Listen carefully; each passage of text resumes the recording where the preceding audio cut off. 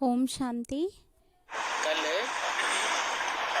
वाणी चल रही थी 9/5/66 की।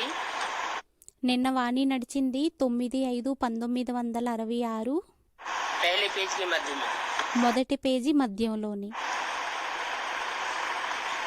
बात चल रही थी। విషయం నడిచింది जब तुम बच्चे तमो प्रधान जास्ती बने ఎప్పుడైతే పిల్లలైన మీరు తమో ప్రధానంగా ఎప్పుడైతే ఎక్కువగా అవుతారో तो दुख बहुत होता है। అప్పుడు దుఃఖం అనేది చాలా ఎక్కువగా ఉంటుంది. और जितना जितना तमो प्रधान बनते जाएंगे उतना दुख रूपी दुनिया बढ़ती जाएगी। మరియు ఎంతెంత తమో ప్రధానంగా అయిపోతూ ఉంటారో అంతంత దుఃఖరూపీ ప్రపంచం అనేది ఇంకా పెరిగిపోతూ ఉంటుంది.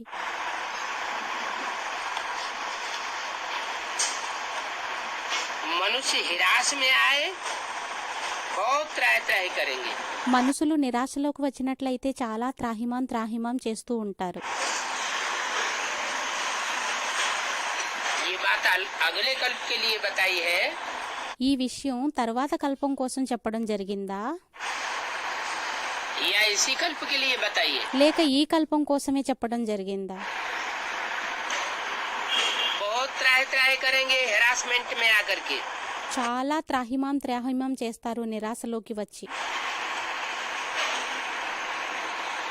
फिर अंत में जय जयकार हो जाएगी। మళ్ళీ అంతిమంలోని జయ జయకారాలు అయిపోతాయి.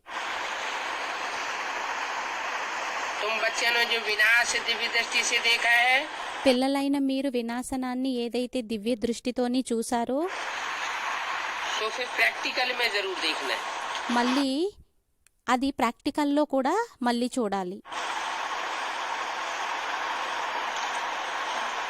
यानी यज्ञ के आदि में అనగా యజ్ఞం యొక్క ఆదిలోని साक्षात्कार और स्वप्न में विनाश की लीला देखी थी।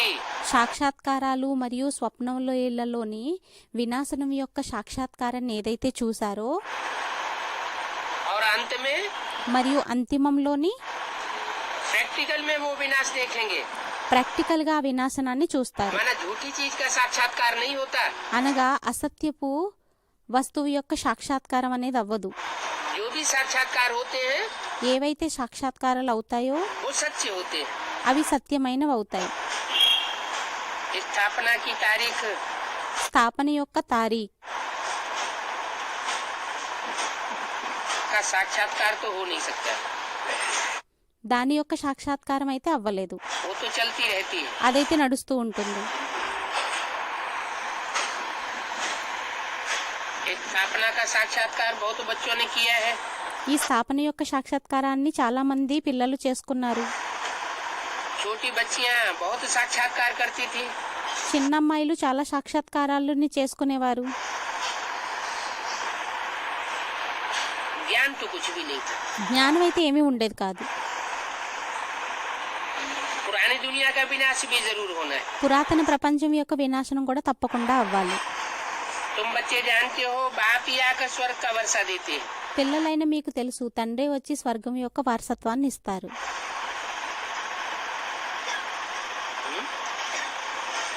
आकर स्वर्ग का वर्षा देते हैं। వచ్చి స్వర్గం యొక్క వారసత్వాన్ని ఇస్తారు. ऐसे नहीं आते हैं అలా ఏమీ కాదు, వస్తారు और फिर चले जाते हैं। మళ్ళీ వెళ్ళిపోతారు. फिर तुम बच्चे स्वर्ग अपने आप स्थापन करते रहते हो। మరియు పిల్లలైన మీరు మీ అంతట మీరే స్వర్గాన్ని స్థాపన చేస్తూ ఉంటారు. या ब्रह्मा कुमार कुमारी अपने आप स्थापन करते रहते हैं। లేక బ్రహ్మకుమార్ కుమారీలు వారంతట వారే స్థాపన చేస్తూ ఉంటారు. नहीं, కాదు, मैं आकर के स्वर्ग का वर्षा देता हूँ। నేను వచ్చి స్వర్గం యొక్క వారసత్వాన్ని ఇస్తాను. परंतु फिर बच्चों को पुरुषार्थ भी करना है। కానీ పిల్లలకి పురుషార్థమని కూడా చేయాలి. ऐसे नहीं कि बाप అలా आकर ఏమీ के కాదు. वर्षा देते हैं तो पुरुषार्थ करने की दरकार नहीं है। తండ్రి వచ్చి వారసత్వాన్ని ఇస్తారు అంటే పురుషార్థంని చేయవలసిన అవసరం లేదు అని. उच्च पद पाने का पुरुषार्थ जरूर करना है। ఉన్నత పదవిని పొందేటటువంటి పురుషార్థమని తప్పకుండా చేయాలి. तुम जानते हो మీకు తెలుసు 8-10 वर्ष में ये सब मिट्टी में मिल जाएंगे। 8-10 సంవత్సరాల్లో ఇవన్నీ మట్టిలో కలిసిపోతాయి. कौन से सन की वाणी है? ఏ సంవత్సరం యొక్క వాణి అయ్యింది? 66 की वाणी। 1966 యొక్క और వాణి उस समय అయ్యింది. बाबा మరియు ఆ సమయంలో బాబా शिव बाबा ने శివ్ బాబా ब्रह्मा के मुख से ये वाक्य उच्चारण किया బ్రహ్మ యొక్క నోటితోని ఈ వాక్యాలని ఉచ్చరించారు. कि 8-10 वर्ष में ये दुनिया मिट्टी में मिल जाएगी. ఏమనంటే 8-10 సంవత్సరాలలో ఈ ప్రపంచం అనేది మట్టిలో కలిసిపోతుంది. तो मिट्टी में मिल गई क्या? అయితే మట్టిలో కలిసిపోయిందా ఏంటి? हैं? ये सब मिट्टी में मिल जाएंगे. వీరందరూ కూడా మట్టిలో కలిసిపోతారు. कौन सा मिट्टी में मिल जाएंगे? ఏ మట్టిలో కలిసిపోతారు? कौन मिल गए मिट्टी में? ఎవరు మట్టిలో కలిసిపోయారు? 76 की बात है, बताई. 1976 యొక్క విషయాన్ని చెప్పడం జరిగింది. कोई मिले मिट्टी में क्या?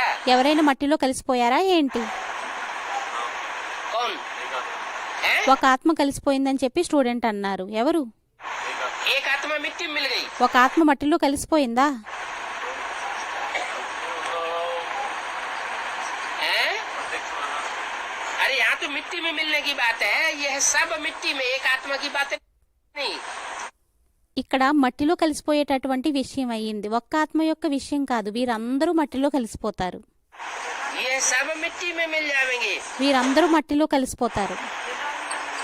हैं?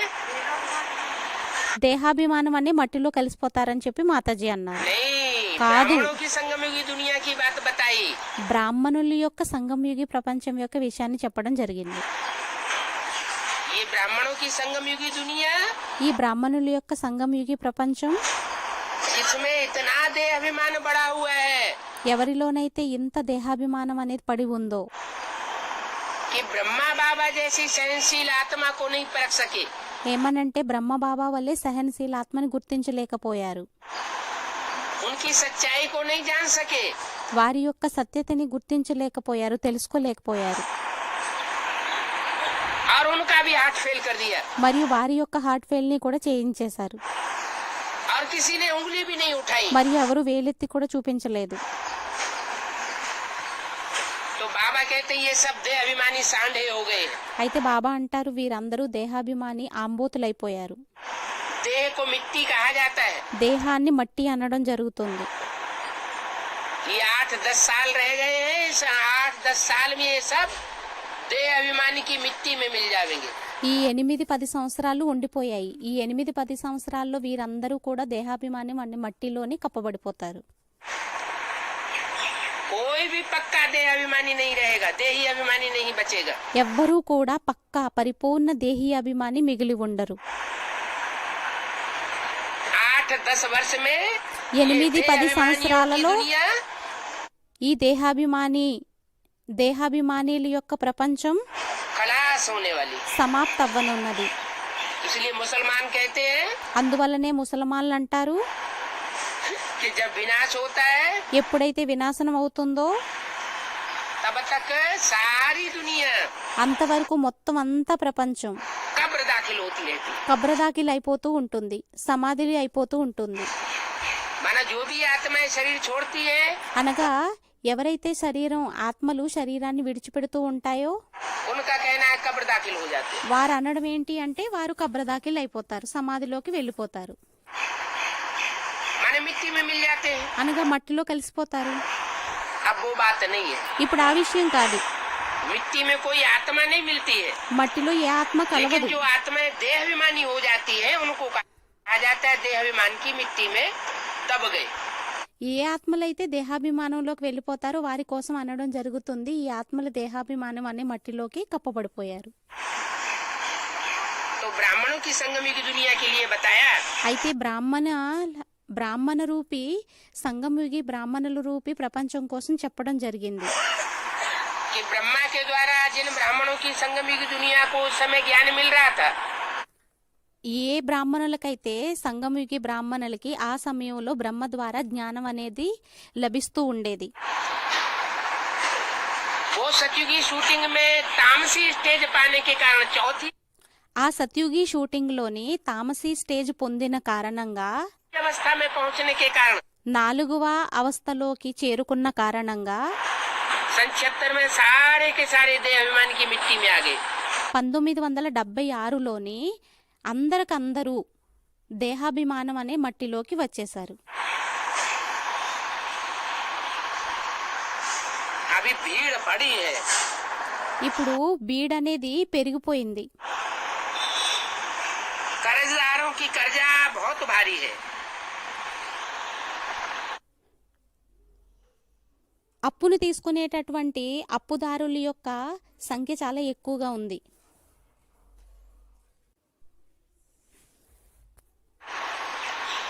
डरते भी हैं, భయపడతారు కూడా. समझते हैं कितना हमने पैसा दिया.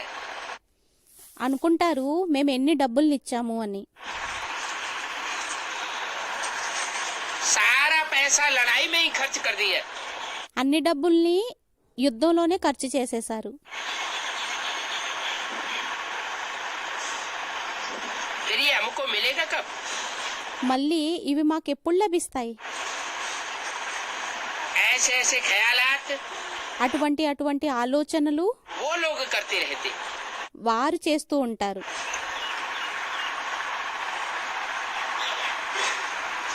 तुम बच्चों को बाप बैठ ये सब बातें समझाते हैं. పిల్లలైన మీకు తండ్రి కూర్చొని ఈ విషయాలన్నిటినీ అర్థం చేయిస్తారు. क्या ఏంటి कि अभी न कर्जा लेना है ఏమనంటే ఇప్పుడు అప్పు తీసుకోకూడదు और न कर्जा మరియు అప్పుని देना है. ఇవ్వకూడదు. कर्ज मर्ज कहा जाता है. అప్పు తీసుకోవటం రోగం అనడం జరుగుతుంది. वो थोड़े ही जानते हैं వారికి తెలుసా ఏంటి कि अभी बाकी थोड़ा समय है. ఇప్పుడు కొద్దిగా సమయం మిగిలి ఉంది అని. कर्ज देने लेने की बात ही नहीं. అప్పుని తీసుకోవటం మరియు ఇచ్చేటటువంటి విషయమే లేదు. बाप तो कहते हैं मैं तो दाता हूँ. తండ్రి అయితే అంటారు నేనైతే దాతనయ్యాను, मैं किसी का लेकर के नहीं जाता हूँ. నేను ఎవరిది తీసుకొని వెళ్ళను. मेरे अर्थ अर्थात ईश्वर के अर्थ जो भी देंगे నా అర్థం నా కోసం ఈశ్వరార్థం ఏదైతే ఇస్తారో मैं तुमको यहाँ का यहाँ भी वापस कर दूंगा. నేను దానిని మీకు ఇక్కడిదిక్కడే ఇచ్చేస్తాను కూడా. और 21 जन्मों के लिए इंटरेस्ट भी दे दूंगा. మరియు 21 జన్మల కోసం ఇంట్రెస్ట్ ని కూడా ఇస్తాను. बाप कोई से తండ్రి ఎవరి నుండి लेकर के रखते नहीं है. తీసుకొని పెట్టుకోరు. मैं तो तुमको देने आया हूँ. నేను మీకు ఇవ్వడానికి వచ్చి ఉన్నాను. बाकी मनुष्य आपस में जो लेन देन करते हैं మిగతా మనుషులు ఎవరైతే పరస్పరం ఇచ్చుకోవటం పుచ్చుకోవటం చేసుకుంటూ ఉంటారో वो तो सब అవన్నీ అయితే मिट्टी में मिल जाना. మట్టిలో కలిసిపోనున్నవి. मनुष्य कहते हैं पतित पावन आओ. మనుషులు అంటారు ఓ పతితో పావనుడారా. आओ क्यों कहते हैं? రా అని చెప్పి ఎందుకంటారు? जरूर आकर के पतितों को पावन बनाते हैं. తప్పకుండా వచ్చి పతితుల్ని పావనంగా తయారు చేస్తారు.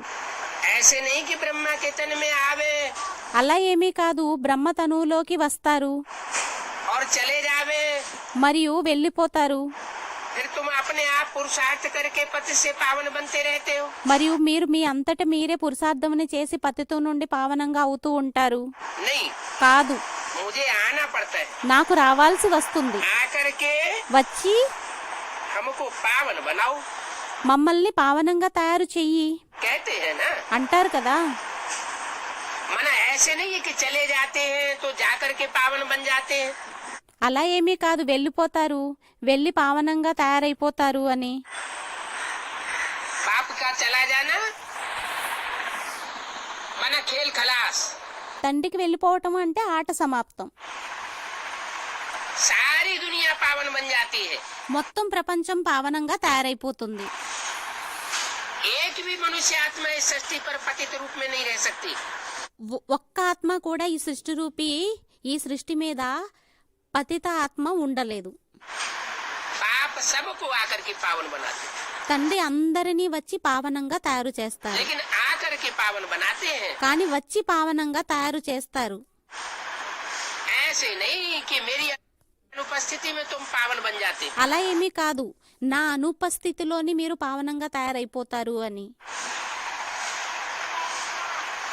बाप कहते हैं तुम बच्चे कितने बेसमझ बन पड़े। తండ్రి అంటారు, పిల్లలైన మీరు ఎంత తెలివి తక్కువ వారిగా అయిపోయారు. क्या ఏంటి? देह अभिमानी की मिट्टी में मिल जावेंगे का मतलब क्या हुआ? దేహాభిమాని మట్టిలో కలిసిపోతారు అంటే దీని అర్థం ఏమయ్యింది? बेसमझ हुए या समझदार हुए? తెలివైన వారయ్యారా లేక తెలివి తక్కువ వారయ్యారా? बेसमझ हुए। తెలివి తక్కువ వారయ్యారు. सारी ब्राह्मणों की दुनिया ने ये समझ लिया మొత్తం బ్రాహ్మణ ప్రపంచం అంతా ఇలా అనేసుకుంది कि ब्रह्मा के तन में बाप आया ఏమనంటే బ్రహ్మ తనువులో తండ్రి వచ్చారు और चला गया। మరియు వెళ్ళిపోయారు. अब हम अपना पुरुषार्थ जितना इतना करते रहेंगे उतने हम पावन बनते रहेंगे। ఇప్పుడు మనం పురుషార్థాన్ని ఎంతెంత అయితే చేస్తూ ఉంటామో అంతంత పావనంగా అయిపోతూ ఉంటాము. बाप कहते हैं तुम सब कितने बेसमझ बन गए। తండ్రి అంటారు, మీరందరూ ఎంత తెలివి తక్కువ వారిగా తయారైపోయారు. पहले तुम कितने समझदार थे। మొదట మీరు ఎంత తెలివైన వారిగా ఉండేవారు. जब समझदार थे ఎప్పుడైతే తెలివైన వారిగా ఉండేవారో, सतो प्रधान थे సతో ప్రధానంగా ఉండేవారో, तो सात्विक पुरुषार्थ करते थे। అప్పుడు సాత్విక పురుషార్థంని చేసేవారు. अभी तो तमो प्रधान बन पड़े हो। ఇప్పుడైతే తమో ప్రధానంగా తయారయ్యారు. तुम्हारी बुद्धि में भी अब आया है। మీ బుద్ధిలోని కూడా ఇప్పుడు వచ్చింది. आगे थोड़ा ही समझते थे कि हम विश्व पर राज्य करते थे। మొదట అర్థం చేసుకునేవారా ఏంటి మేము విశ్వం మీద రాజ్యం చేసేవారిమి అని? तुम विश्व के मालिक थे। మీరు విశ్వానికి యజమానులుగా ఉండేవారు. ये 66 में ఈ 1966లోని ब्रह्मा के तन में आकर ये बात किससे बोल रहे हैं? బ్రహ్మ తనువులో వచ్చి ఈ విషయాన్ని ఎవరితో చెబుతున్నారు? तुम विश्व के मालिक थे। మీరు విశ్వానికి యజమానులుగా ఉండేవారు. ये बात किससे बोली गई ఈ విషయం ఎవరితో చెప్పడం జరిగింది? है? सामने जो बैठे थे उनसे। ఎదురుగా ఎవరైతే కూర్చొని ఉండేవారో వారితోనా? एक तरफ उनसे बोल रहे हैं तुम मिट्टी में मिल जावेंगे, ఒకవైపు వారి గురించి అంటున్నారు మీరు మట్టిలో కలిసిపోతారు అని, और सारी दुनिया मिट्टी में मिल जाएगी। మరియు మొత్తం ప్రపంచం అంతా మట్టిలో కలిసిపోతుంది అని. 8-10 वर्ष में 8-10 సంవత్సరాలలోని. तो जो सामने बैठे वो मिट्टी में नहीं मिले। అయితే ఎవరైతే ఎదురుగా కూర్చొని ఉండేవారో వారి మట్టిలో కలిసిపోలేదా? 66 में 1966లోని जो भी बाबा के सामने बैठे हुए थे वो ఎంతమంది అయితే బాబా ఎదురుగా కూర్చొని ఉండేవారో सारी ब्राह्मणों की दुनिया मिट्टी में नहीं मिल गई। ఆ మొత్తం బ్రాహ్మణ ప్రపంచం అంతా మట్టిలో కలిసిపోలేదా? अब मिट्टी में मिल गई तो विश्व के मालिक तुम बन जाएंगे, ये कैसे कहा? ఇప్పుడు మట్టిలో కలిసిపోయారు అంటే విశ్వానికి యజమానిగా మీరైపోతారు అని ఇదెవరితో అనడం జరిగింది? माना बाबा कोई बच्चों को इमर्ज करके बोलते हैं। అనగా బాబా తన ఎదురుగా ఎవరో పిల్లల్ని ప్రత్యక్షంగా అనుకొని చెబుతారు. जिन बच्चों को इमर्ज करके बोला ఏ పిల్లల్నైతే ఇమర్జ్ చేసుకొని ఎదురుగా అనుకొని చెప్పారో वो बच्चे बाबा की तीसरे नेत्र की दृष्टि के सामने हैं और ఆ పిల్లలు బాబా యొక్క 3వ నేత్రానికి ఎదురుగా ఉన్నారు మరియు उनको कहा వారితో అన్నారు कि तुम विश्व के मालिक बनेंगे। ఏమనంటే మీరు విశ్వానికి యజమానిగా అవుతారు. विश्व के मालिक थे విశ్వానికి యజమానులుగా ఉండేవారు, और फिर जरूर बनेंगे। మళ్ళీ తప్పకుండా తర్వాత కూడా అవుతారు. हिस्ट्री ज्योग्राफी रिपीट होगी।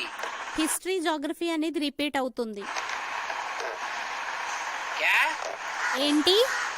यज्ञ के आदि में भी तुम विश्व के मालिक थे। యజ్ఞం ఆదిలోని కూడా మీరు విశ్వానికి యజమానులుగా ఉండేవారు. जो भी ब्राह्मणों की सृष्टि रची गई उसमें तुम ఏదైతే బ్రాహ్మణ ప్రపంచం యొక్క సృష్టిని రచించడం జరిగిందో దానిలో మీరు मालिक थे। యజమానిగా ఉండేవారు. और अंत में మరియు అంతిమంలోని जो 8-10 वर्ष पूरे होने वाले हैं ఏదైతే 8-10 సంవత్సరాలు పూర్తి అవ్వనున్నవో उसमें जो नई विश्व की सृष्टि रची जाएगी దానిలో ఏదైతే కొత్త విశ్వం యొక్క సృష్టి రచింపబడుతుందో उसमें भी तुम मालिक बनेंगे। దానిలోని కూడా మీరు యజమానులుగా తయారవుతారు. बाप ने समझाया है। తండ్రి అర్థం చేయించారు. 5000 वर्ष पहले मैं आया था। 5000 సంవత్సరాల ముందు నేను వచ్చాను.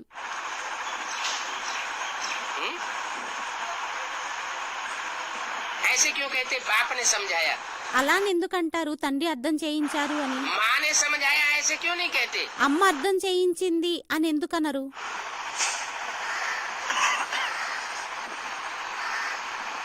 माँ के समझाने की बात नहीं है। అమ్మ అర్థం చేయించేటటువంటి విషయం కాదు. बाप माना తండ్రి అనగా सुप्रीम सोल बाप, जो राम बाप की आत्मा में आया था। సుప్రీం సోల్ తండ్రి ఎవరైతే రాముడి యొక్క ఆత్మలోకి వచ్చారో उसने यज्ञ के आदि में भी समझाया था। అతను యజ్ఞం ఆదిలోని కూడా అర్థం చేయించారు. कि 5000 वर्ष पहले मैं आया था। ఏమనంటే 5000 సంవత్సరాల ముందు నేను వచ్చాను.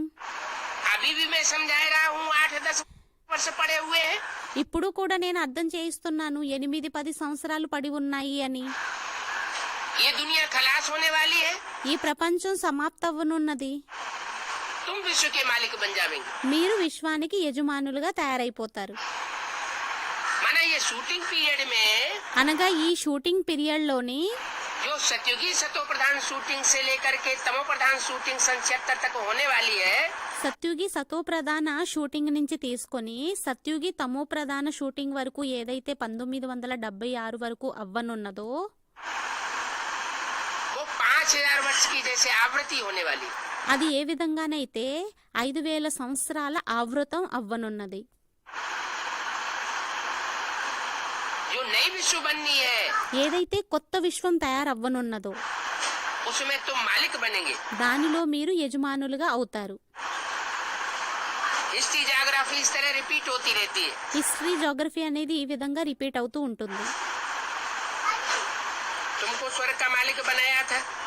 మిమ్మల్ని స్వర్గానికి యజమానులుగా తయారు చేయటం జరిగింది. फिर तुम 84 जन्मों की सीढ़ी उतरते हो। మళ్ళీ మీరు 84 జన్మల యొక్క మెట్లని దిగుతారు. तुम उतरते हो। మీరు దిగుతారు. और धर्म में जो कन्वर्ट होने वाली आत्माएं हैं వేరే ధర్మంలోకి కన్వర్ట్ అయ్యేటటువంటి ఎవరైతే ఆత్మలు ఉంటారో उनको तो 84 जन्म मिलते ही नहीं। వారికైతే 84 జన్మలు లభించవు. ये विस्तार ఈ విస్తారం और कोई भी शास्त्रों में नहीं है। ఇంక ఏ శాస్త్రాలలోని కూడా లేదు. शिव बाबा ने कोई शास्त्र आदि पढ़ा है क्या? శివబాబా శాస్త్రాలు అవి ఏమైనా చదివారా ఏంటి? नहीं। చదవలేదు. లేదు. उनको तो ज्ञान की अथॉरिटी कहा जाता है। వారినైతే జ్ఞానం యొక్క అథారిటీ అనడం జరుగుతుంది. जो स्वयं ही ज्ञान की अथॉरिटी है ఎవరైతే స్వయమే జ్ఞానం యొక్క అథారిటీ అయ్యారో उसको मनुष्य गुरुओं की लिखी हुई किताबें पढ़ने की क्या दरकार है? వారికి మనుష్య గురువులు వ్రాసినటువంటి పుస్తకాలని చదవవలసిన అవసరం ఏముంది? वो लोग भी शास्त्र आदि पढ़ करके शास्त्रों की अथॉरिटी बनते हैं। వారు కూడా శాస్త్రాలు మొదలుగున్నవి చదివి శాస్త్రాల యొక్క అథారిటీగా తయారవుతారు. कौन लोग? ఎవరు? वो गुरु लोग। ఆ గురువులు कौन से गुरु लोग? ఏ గురువులు? बाहर की दुनिया के? బయట ప్రపంచం వారా? కాదు. ब्राह्मणों की दुनिया में भी जो गुरु लोग हैं బ్రాహ్మణ ప్రపంచంలోని కూడా ఎవరైతే గురువులు ఉన్నారో वो शास्त्र వారు कागज శాస్త్రాలు के पत्ते पढ़ पढ़ करके शास्त्रों की अथॉरिटी बनते हैं। వారు కాగితం యొక్క శాస్త్రాలని పత్రాలని చదివి శాస్త్రాల యొక్క అథారిటీగా అవుతారు. जो बाबा ने बोला ఏదైతే బాబా అన్నారో वो थी असली मुरली। అదయ్యింది అసలైన మురళి. उस मुरली को कागज में छपाई दिया गया। ఆ మురళిని కాగితంలో ముద్రించేశారు. उसमें कुछ न कुछ अल्टरनेशन करेक्शन किया गया। దానిలోని ఎంతో కొంత అలట్రేషన్ మరియు కరెక్షన్ అనేది చేయటం జరిగింది. वो ही पढ़ पढ़ करके शास्त्रों की अथॉरिटी कहे जाते हैं। అదే చదివి చదివి శాస్త్రాల యొక్క అథారిటీ అని అనబడతారు. उनको ज्ञान की अथॉरिटी नहीं कहा जा सकता। వారిని జ్ఞానం యొక్క అథారిటీ అని అనలేము. वो लोग समझ लेते हैं వారు అనేసుకుంటారు कि वो ज्ञान की अथॉरिटी है। వారు జ్ఞానం యొక్క అథారిటీ వారు అని. वो भी गाते हैं पतित पावन आओ। వారు కూడా పాడుతారు పతిత పావనుడారా. गंगा स्नान करने के लिए भी जाते हैं। గంగా స్నానాలు అది చేయడానికి కూడా వెళ్తారు. फिर गस्से मारते रहते हैं कि पाप आत्माएं स्नान करके नदियों के पानी को पतित बनाई देती है। మళ్ళీ గొప్పలు చెప్పుకుంటూ ఉంటారు. పతితాత్మలు నదుల్లో స్నానం చేసి నదుల్ని పతితంగా చేసేస్తూ ఉంటారు. और हम उन नदियों में पांव डालते हैं మరియు మేము ఆ నదుల్లోని పాదాన్ని పెడతాము. तो नदियां पावन बन जाती हैं। అప్పుడు నదులు పావనంగా తయారైపోతాయి. ये बाहर की दुनिया की बात है ఇది బయట ప్రపంచం యొక్క విషయం అయ్యిందా या अंदर के ब्राह्मणों की दुनिया की बात है? లేక లోపల బ్రాహ్మణ ప్రపంచం యొక్క విషయం అయ్యిందా? अंदर ब्राह्मणों की दुनिया में भी ऐसे शिवो हम कह के बैठे हुए हैं। లోపల బ్రాహ్మణ ప్రపంచంలోని కూడా అటువంటి శివోహం అని కూర్చుని ఉన్నారు. जो अपने डायरेक्शन पर चलाने लग पड़ते हैं नदियों को। ఎవరైతే నదులున్నారో వారిని తమ డైరెక్షన్ మీద నడిపించడం మొదలు పెడతారు. समझते हम पतित पावन है। అనుకుంటారు మేము పతిత పావని అని. भगवान बाप तो आकर के वाणी चला करके चला गया। భగవంతుడు తండ్రి వచ్చి వాణిని వినిపించి వెళ్ళిపోయారు. अब तुम हमारे डायरेक्शन पर चलो। ఇప్పుడు మీరు మా డైరెక్షన్ మీద నడవండి, हमारी बुद्धि के अनुसार चलो। మా బుద్ధి అనుసారంగా నడవండి. जैसे हम बताएं ఏ విధంగా మేము చెబుతామో वही ज्ञान की अथॉरिटी अपन को समझ लेते हैं। అదే జ్ఞానం యొక్క అథారిటీ తమను అనేసుకుంటారు. इसलिए अव्यक्तवाणी में बाप दादा ने बोला था అందువల్లనే అవ్యక్తవాణిలోని బాబ్దాదా అన్నారు, पांडवों को పాండవులకి गार्ड बन करके रहना है शक्तियों का। శక్తుల యొక్క గార్డుగా అయ్యి ఉండాలి. शक्तियों का गाइड नहीं बनना है। శక్తుల యొక్క గైడ్గా అవ్వకూడదు. अगर पांडव शक्तियों के गाइड बनेंगे ఒకవేళ పాండవులు శక్తుల యొక్క గైడ్గా అయినట్లయితే तो यज्ञ में गड़बड़ पड़ जाएगी। అప్పుడు యజ్ఞంలోనే గడబడలు పడతాయి. वो गड़बड़ ఆ గడబడై आज पड़ी हुई है।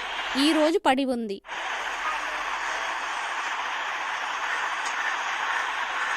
तो वो सन्यासी कहते हैं, అయితే ఆ సన్యాసీలు అంటారు, शास्त्रवादी शिवो हम कहने वाले कहते हैं శాస్త్రవాది శివోహం అనేవారు అంటారు, कि हम चरण डाल करके गंगा को पावन बनाए देते। మేము చరణాన్ని వేసి గంగని పావనంగా తయారు చేసేస్తాం.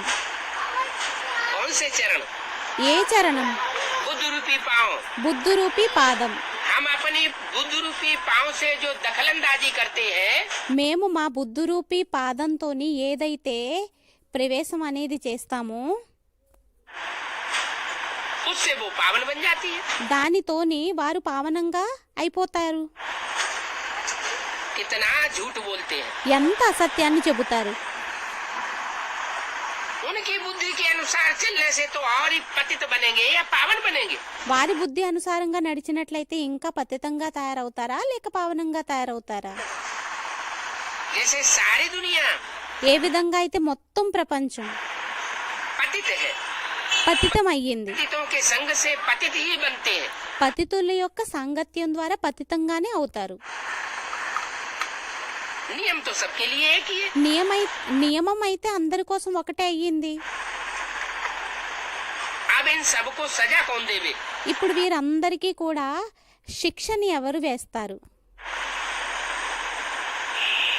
जो नदियों के सामने पावन बन करके बैठ जाते हैं, ఎవరైతే నదులు ఎదురుగా పావనము మేం పావనం అని చెప్పి కూర్చొని ఉండిపోతారో, तो हम कर कह के बैठ जाते हैं, శివోహంగా అయ్యి కూర్చొని ఉండిపోతారో, नदियों के किनारे जाकर के बैठते हैं, నదుల ఒడ్డు దగ్గరికి వెళ్లి కూర్చొని, తీరం దగ్గరికి వెళ్లి కూర్చొని ఉంటారో, पूजा करवाते रहते हैं, పూజని చేయించుకుంటూ ఉంటారో, इनको कौन सजा देवे? వారికి శిక్ష అనేది ఎవరు వేస్తారు?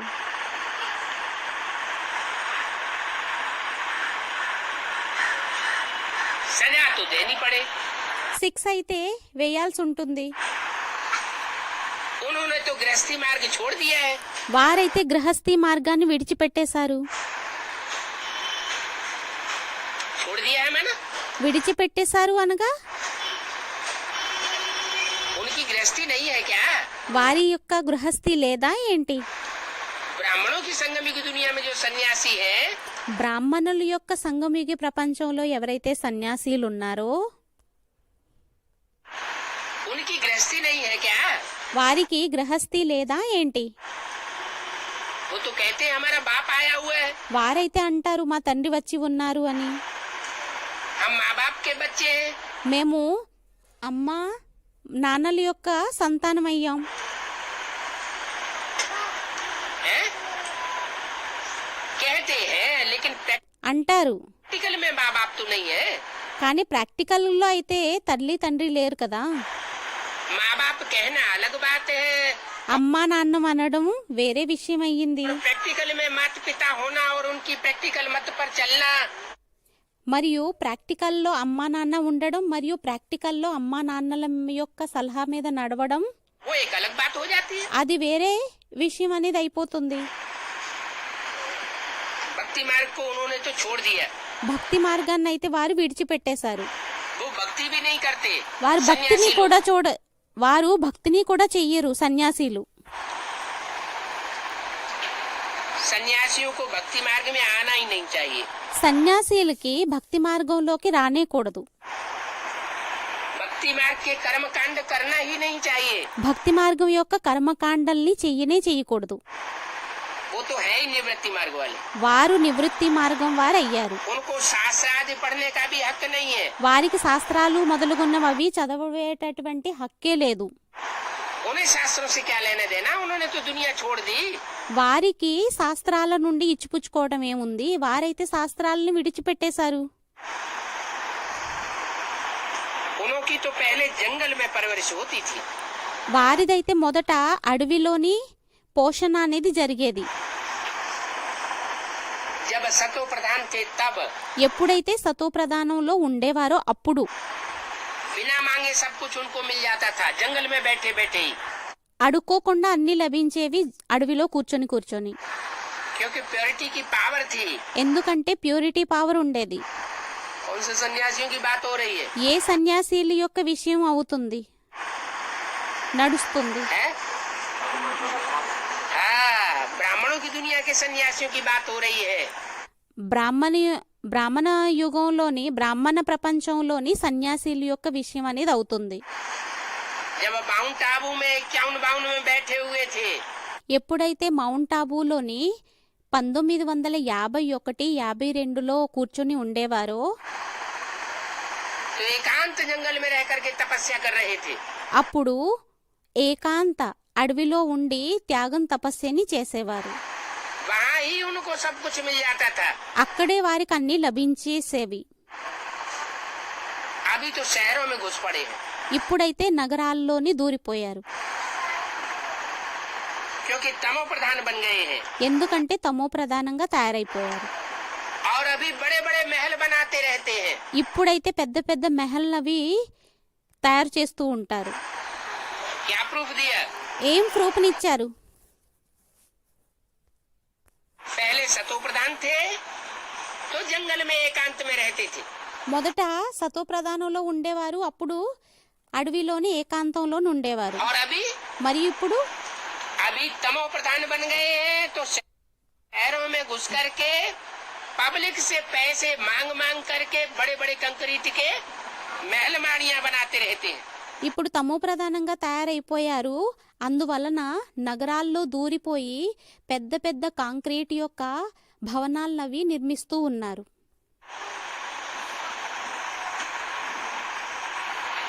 आगे तो स्त्रियों से घृणा करते थे, మొదట్లో అయితే స్త్రీలని అసహ్యించుకునేవారు. अब तो माइयां उनको गुरु बनाए, ఇప్పుడైతే మాతలు వారిని గురువుగా చేసుకొని उनके चरण धो करके पीती है। వారి యొక్క పాదాలని కడిగి ఆ జలాన్ని త్రాగుతారు. किसकी बात बताई? ఎవరి యొక్క విషయాన్ని చెప్పటం జరిగింది? उनकी बात बताई जो ब्राह्मणों की दुनिया में ఎవరి విషయాన్ని చెప్పడం జరిగింది అంటే ఎవరైతే బ్రాహ్మణ ప్రపంచంలోని शक्तियों को इस समय कंट्रोल कर रहे। శక్తుల్ని ఈ సమయంలో కంట్రోల్ చేస్తున్నారు. पुरुषों की बात बताई పురుషుల యొక్క విషయాన్ని చెప్పారా या स्त्रियों की बात बताई? లేక స్త్రీల యొక్క విషయాన్ని చెప్పారా? जरूर कोई पुरुष वर्ग में से है। తప్పకుండా ఎవరో పురుష వర్గంలో నుండి ఉన్నారు. जो न समझने वाली माताएं हैं ఎవరైతే అర్థం చేసుకోలేనటువంటి మాతలు ఉన్నారో वो उन पुरुष गुरुओं की पूजा करती रहती, వారు ఆ పురుష గురువుల యొక్క పూజని చేస్తూ ఉంటారు. चरण धो करके पीती है, చరణాలని పాదాలని కడిగి త్రాగుతారు. कितना अंधेर है। ఎంత గుడ్డివారయ్యారు. बाप कहते हैं తండ్రి అంటారు अब उनको सजा देने का टाइम आ गया। ఇప్పుడు వారికి శిక్షని వేసేటటువంటి సమయం వచ్చేసింది. मैं अच्छी रीति सजा दूंगा। నేను మంచి రీతిలో శిక్షణ వేస్తాను. क्या सजा देंगे? ఏం శిక్షణ వేస్తారు? बबूल के डंडे चलाएंगे क्या?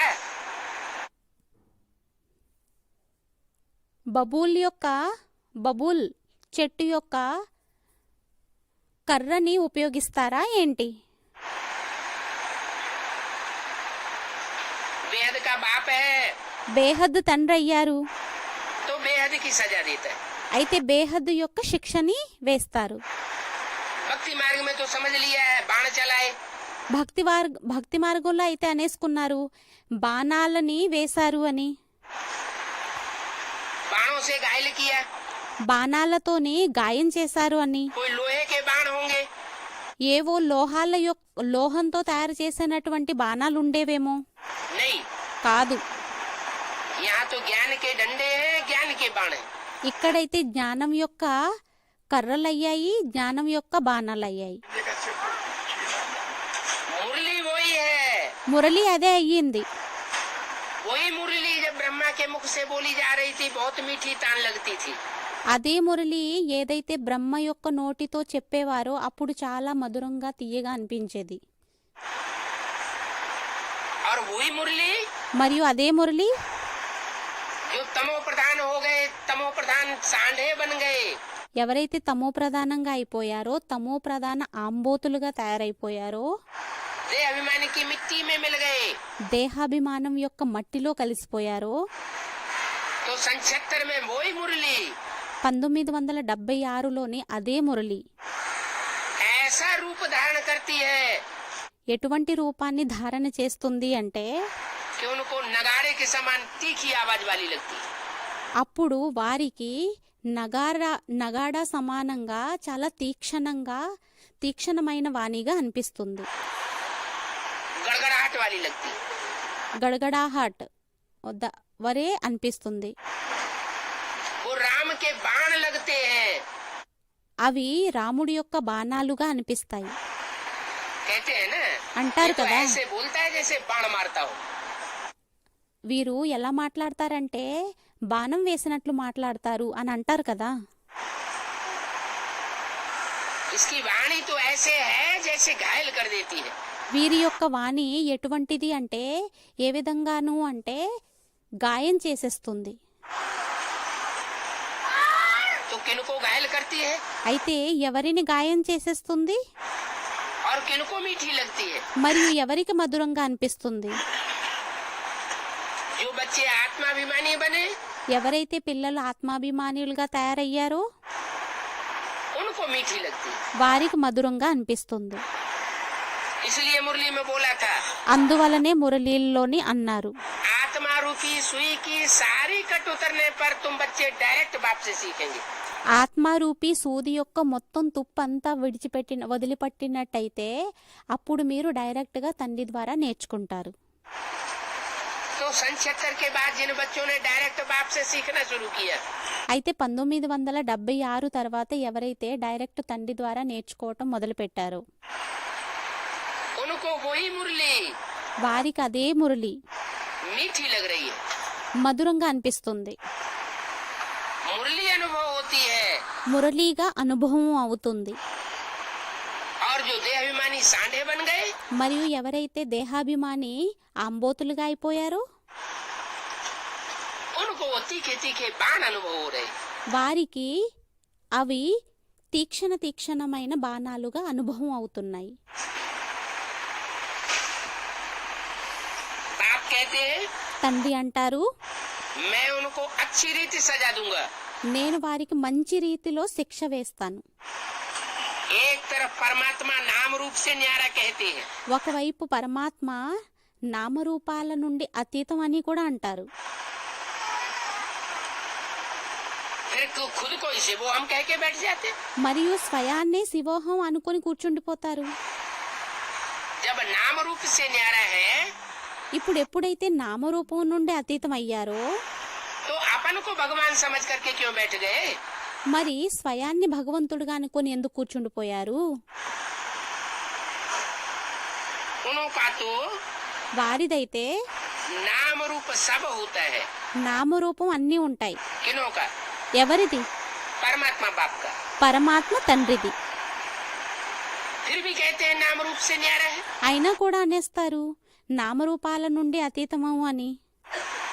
अब नाम रूप से न्यारा होगा ఇప్పుడు నామరూపం నుండి జ్ఞారా అతీతమై ఉంటారా? तो गीता ज्ञान कैसे सुनावेगा? మరి గీతా జ్ఞానాన్ని ఎలా వినిపిస్తారు? पतितों को पावन कैसे बनावेगा? పతితుల్ని పావనంగా ఎలా తయారు చేస్తారు?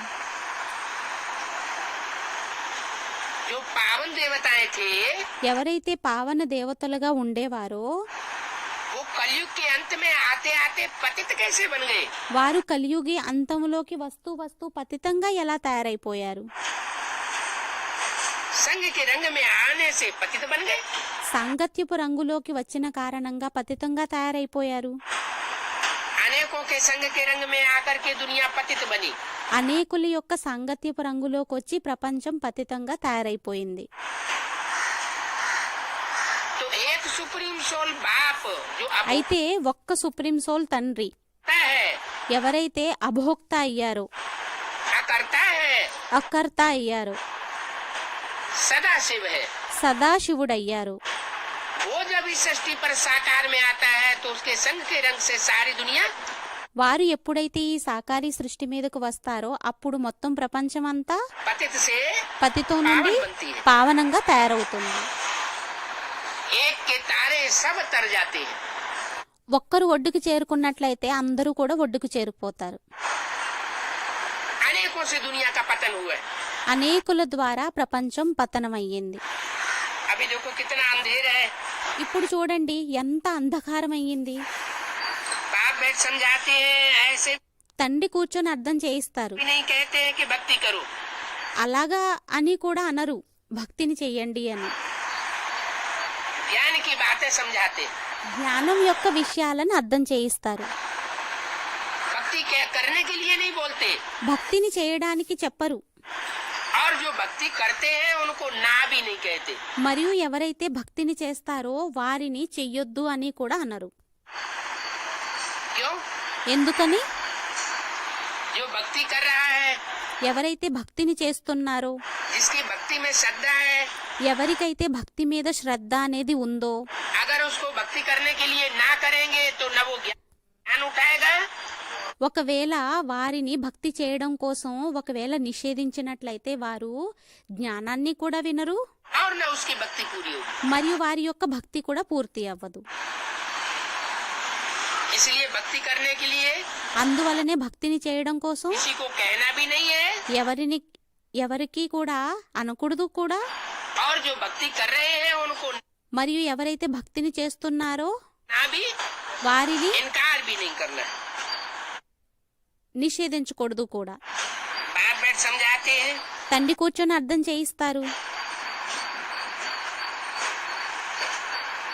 कि किसी में भक्ति भी न हो ఏమనంటే ఎవరిలో భక్తి కూడా ఉండకూడదు और ज्ञान भी न हो మరియు జ్ఞానం కూడా ఉండకూడదు. तो बेचारे दोनों जहान से चले जाएंगे। ఎవరిలోనైతే భక్తి కూడా ఉండదో మరియు జ్ఞానం కూడా ఉండదో వారు పాపం इनकार भी नहीं करना। बाप बैठ समझाते हैं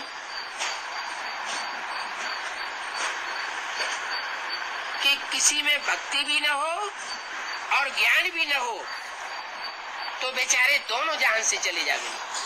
రెండు ప్రపంచాల నుండి కూడా పాపం వెళ్ళిపోతారు. भक्ति मार्ग से भी गए భక్తి మార్గం నుండి కూడా వెళ్ళిపోయారు మరియు ज्ञान मार्ग से भी गए, జ్ఞాన మార్గం నుండి కూడా వెళ్ళిపోయారు. नास्तिक बन जाएंगे। నాస్తికులుగా అయిపోతారు. तुम कहते हो जो बाप को नहीं जानते वो नास्तिक है। మీరంటారు ఎవరైతే తండ్రిని తెలుసుకోరో వారు నాస్తికులయ్యారు. वो लोग कहते ये तो भक्ति नहीं करते इसलिए नास्तिक है। వారంటారు వీరు భక్తిని చెయ్యరు అందువల్లనే వీరు నాస్తికులయ్యారని.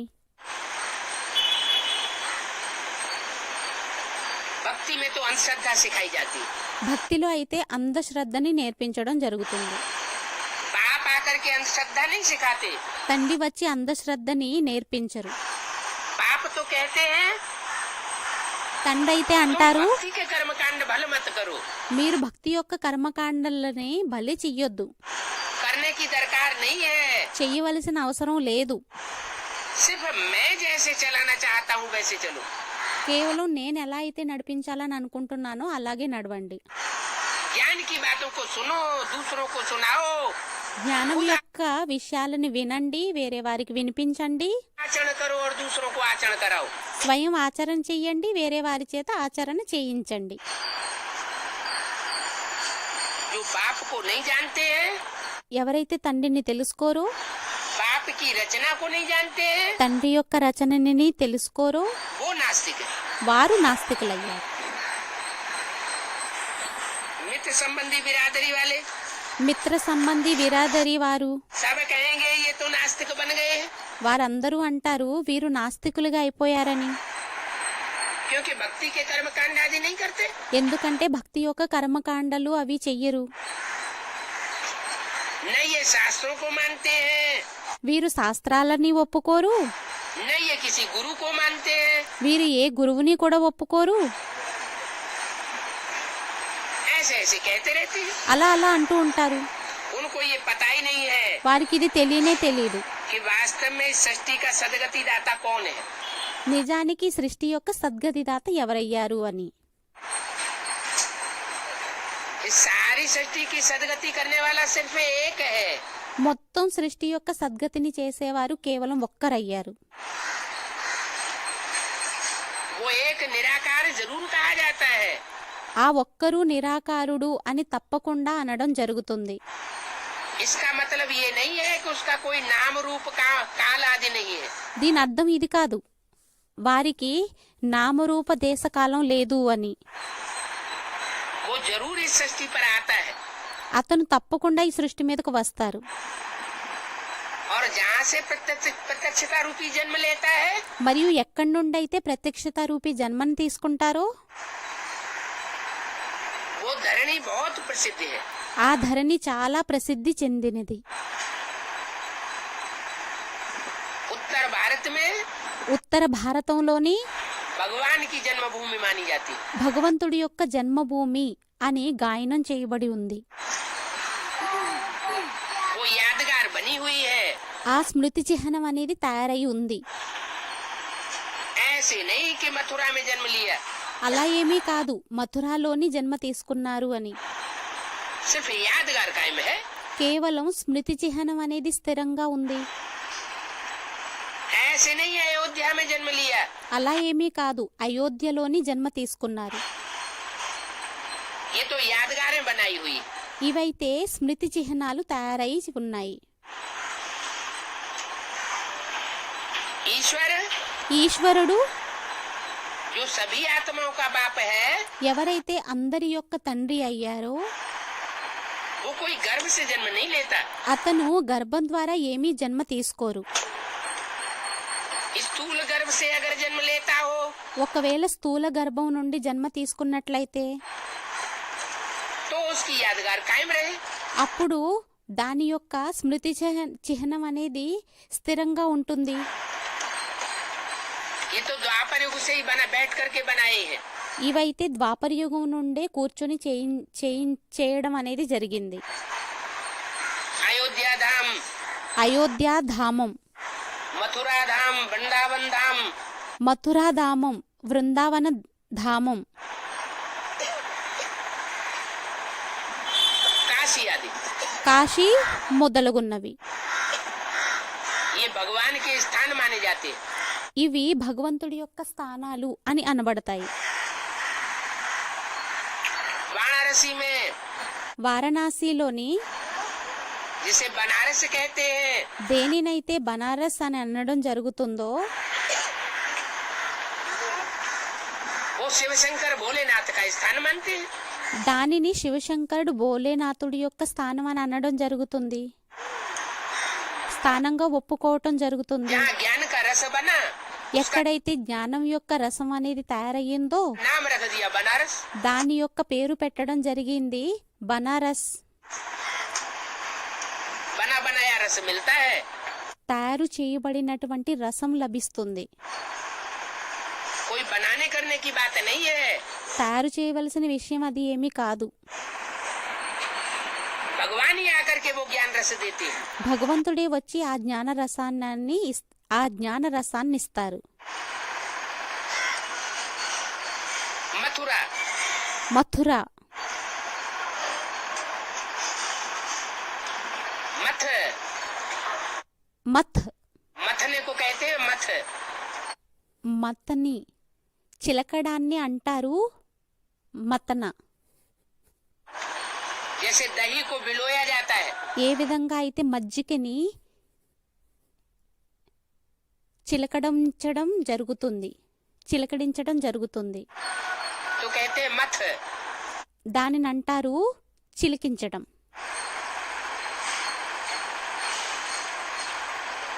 तो ये देहवान को बुलोने की बात है। అయితే ఇది దేహభానాన్ని చిలికించేటటువంటి విషయం అయ్యింది. ये देहभान जब बिलोया जाता है ఈ దేహాభిమానాన్ని ఎప్పుడైతే చిలికించడం జరుగుతుందో तो मक्खन अलग हो जाता है। అప్పుడు వెన్న అనేది వేరైపోతుంది. बुद्धि जो है బుద్ధి ఏదైతే ఉంటుందో वो स्वतः ही चलने लग पड़ती है। అది స్వతహాగానే నడవడం మొదలు పెడుతుంది. ये संग के रंग का रहस्य है। ఇది సాంగత్యపు రంగు యొక్క రహస్యం అయ్యింది. श्रेष्ठ का संग करेंगे శ్రేష్టం యొక్క సాంగత్యాన్ని చేసినట్లయితే तो श्रेष्ठ स्थिति बनेगी। అప్పుడు శ్రేష్టమైన స్థితి తయారవుతుంది. कोई भ्रष्ट मनुष्य आत्मा का संग करेंगे ఎవరైనా భ్రష్ట మనుష్యుల యొక్క ఆత్మల యొక్క సాంగత్యాన్ని చేసినట్లయితే तो भ्रष्ट स्थिति बनेगी। అప్పుడు భ్రష్ట స్థితి అనేది తయారవుతుంది.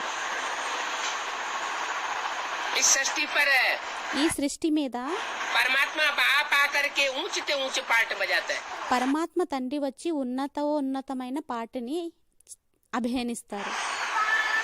जिस मनुष्य तन में प्रवेश करता है मुकर्रर रूप से ఏ మనుష్య శరీరంలోనైతే నిశ్చిత రూపంలో ప్రవేశిస్తారో ముకరర రూపంలోని वो हीरो पार्टधारी कहा जाता है।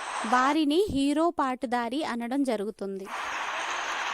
अब हीरो पार्टधारी की जो संपर्क संसर्ग में आवेंगे ఇప్పుడు హీరో పాటదారి యొక్క సంపర్క సంబంధంలోకి ఎవరైతే వస్తారో संबंध में आवेंगे సంసర్గ సంబంధ సంపర్కంలోకి వస్తారో वो तो जरूर ऊंचा आत्मा ही ठहरी।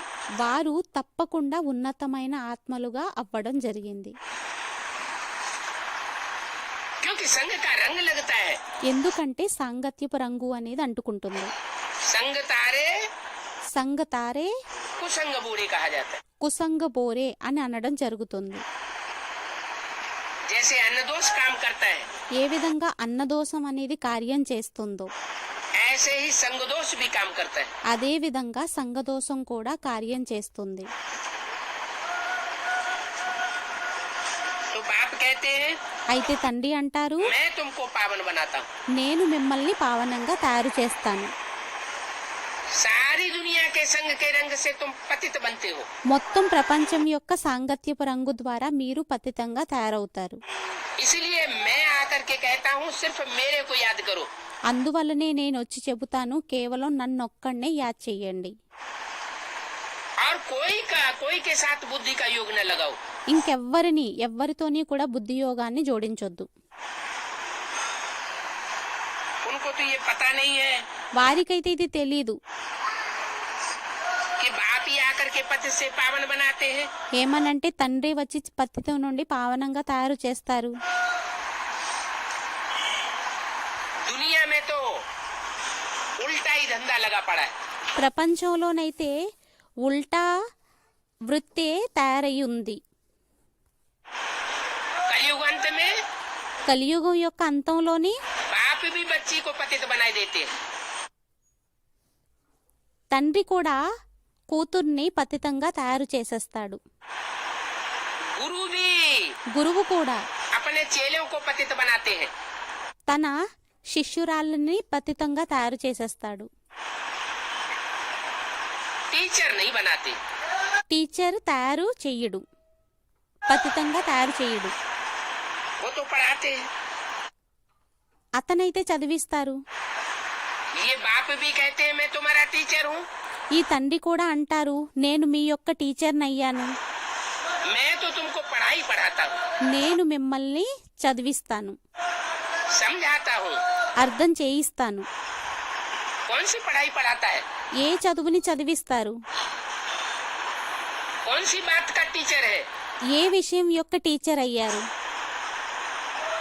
जो गीता सुनाई, ఏదైతే గీతను వినిపించారో, जो ब्रह्मा के मुख से गीत गाया, ఏదైతే బ్రహ్మ ముఖం ద్వారా గీతాన్ని పాడారో, उस गीता अर्थात उस कविता का ही अर्थ बैठ करके मैं तुमको समझाता हूँ। ఆ గీత అనగా కవిత యొక్క అర్థాన్నే నేను కూర్చొని అర్థం చేయిస్తాను. टीचर का काम होता है जो भी टेक्स्ट बुक होती है, టీచర్ యొక్క కార్యం అవుతుంది ఏదైతే టెక్స్ట్ బుక్ ఉంటుందో उस टेक्स्ट बुक को समझाना, ఆ టెక్స్ట్ బుక్ ని అర్థం చేయించడం, क्लैरिफिकेशन देना, క్లారిఫికేషన్ ఇవ్వటం, ये करके समझाना।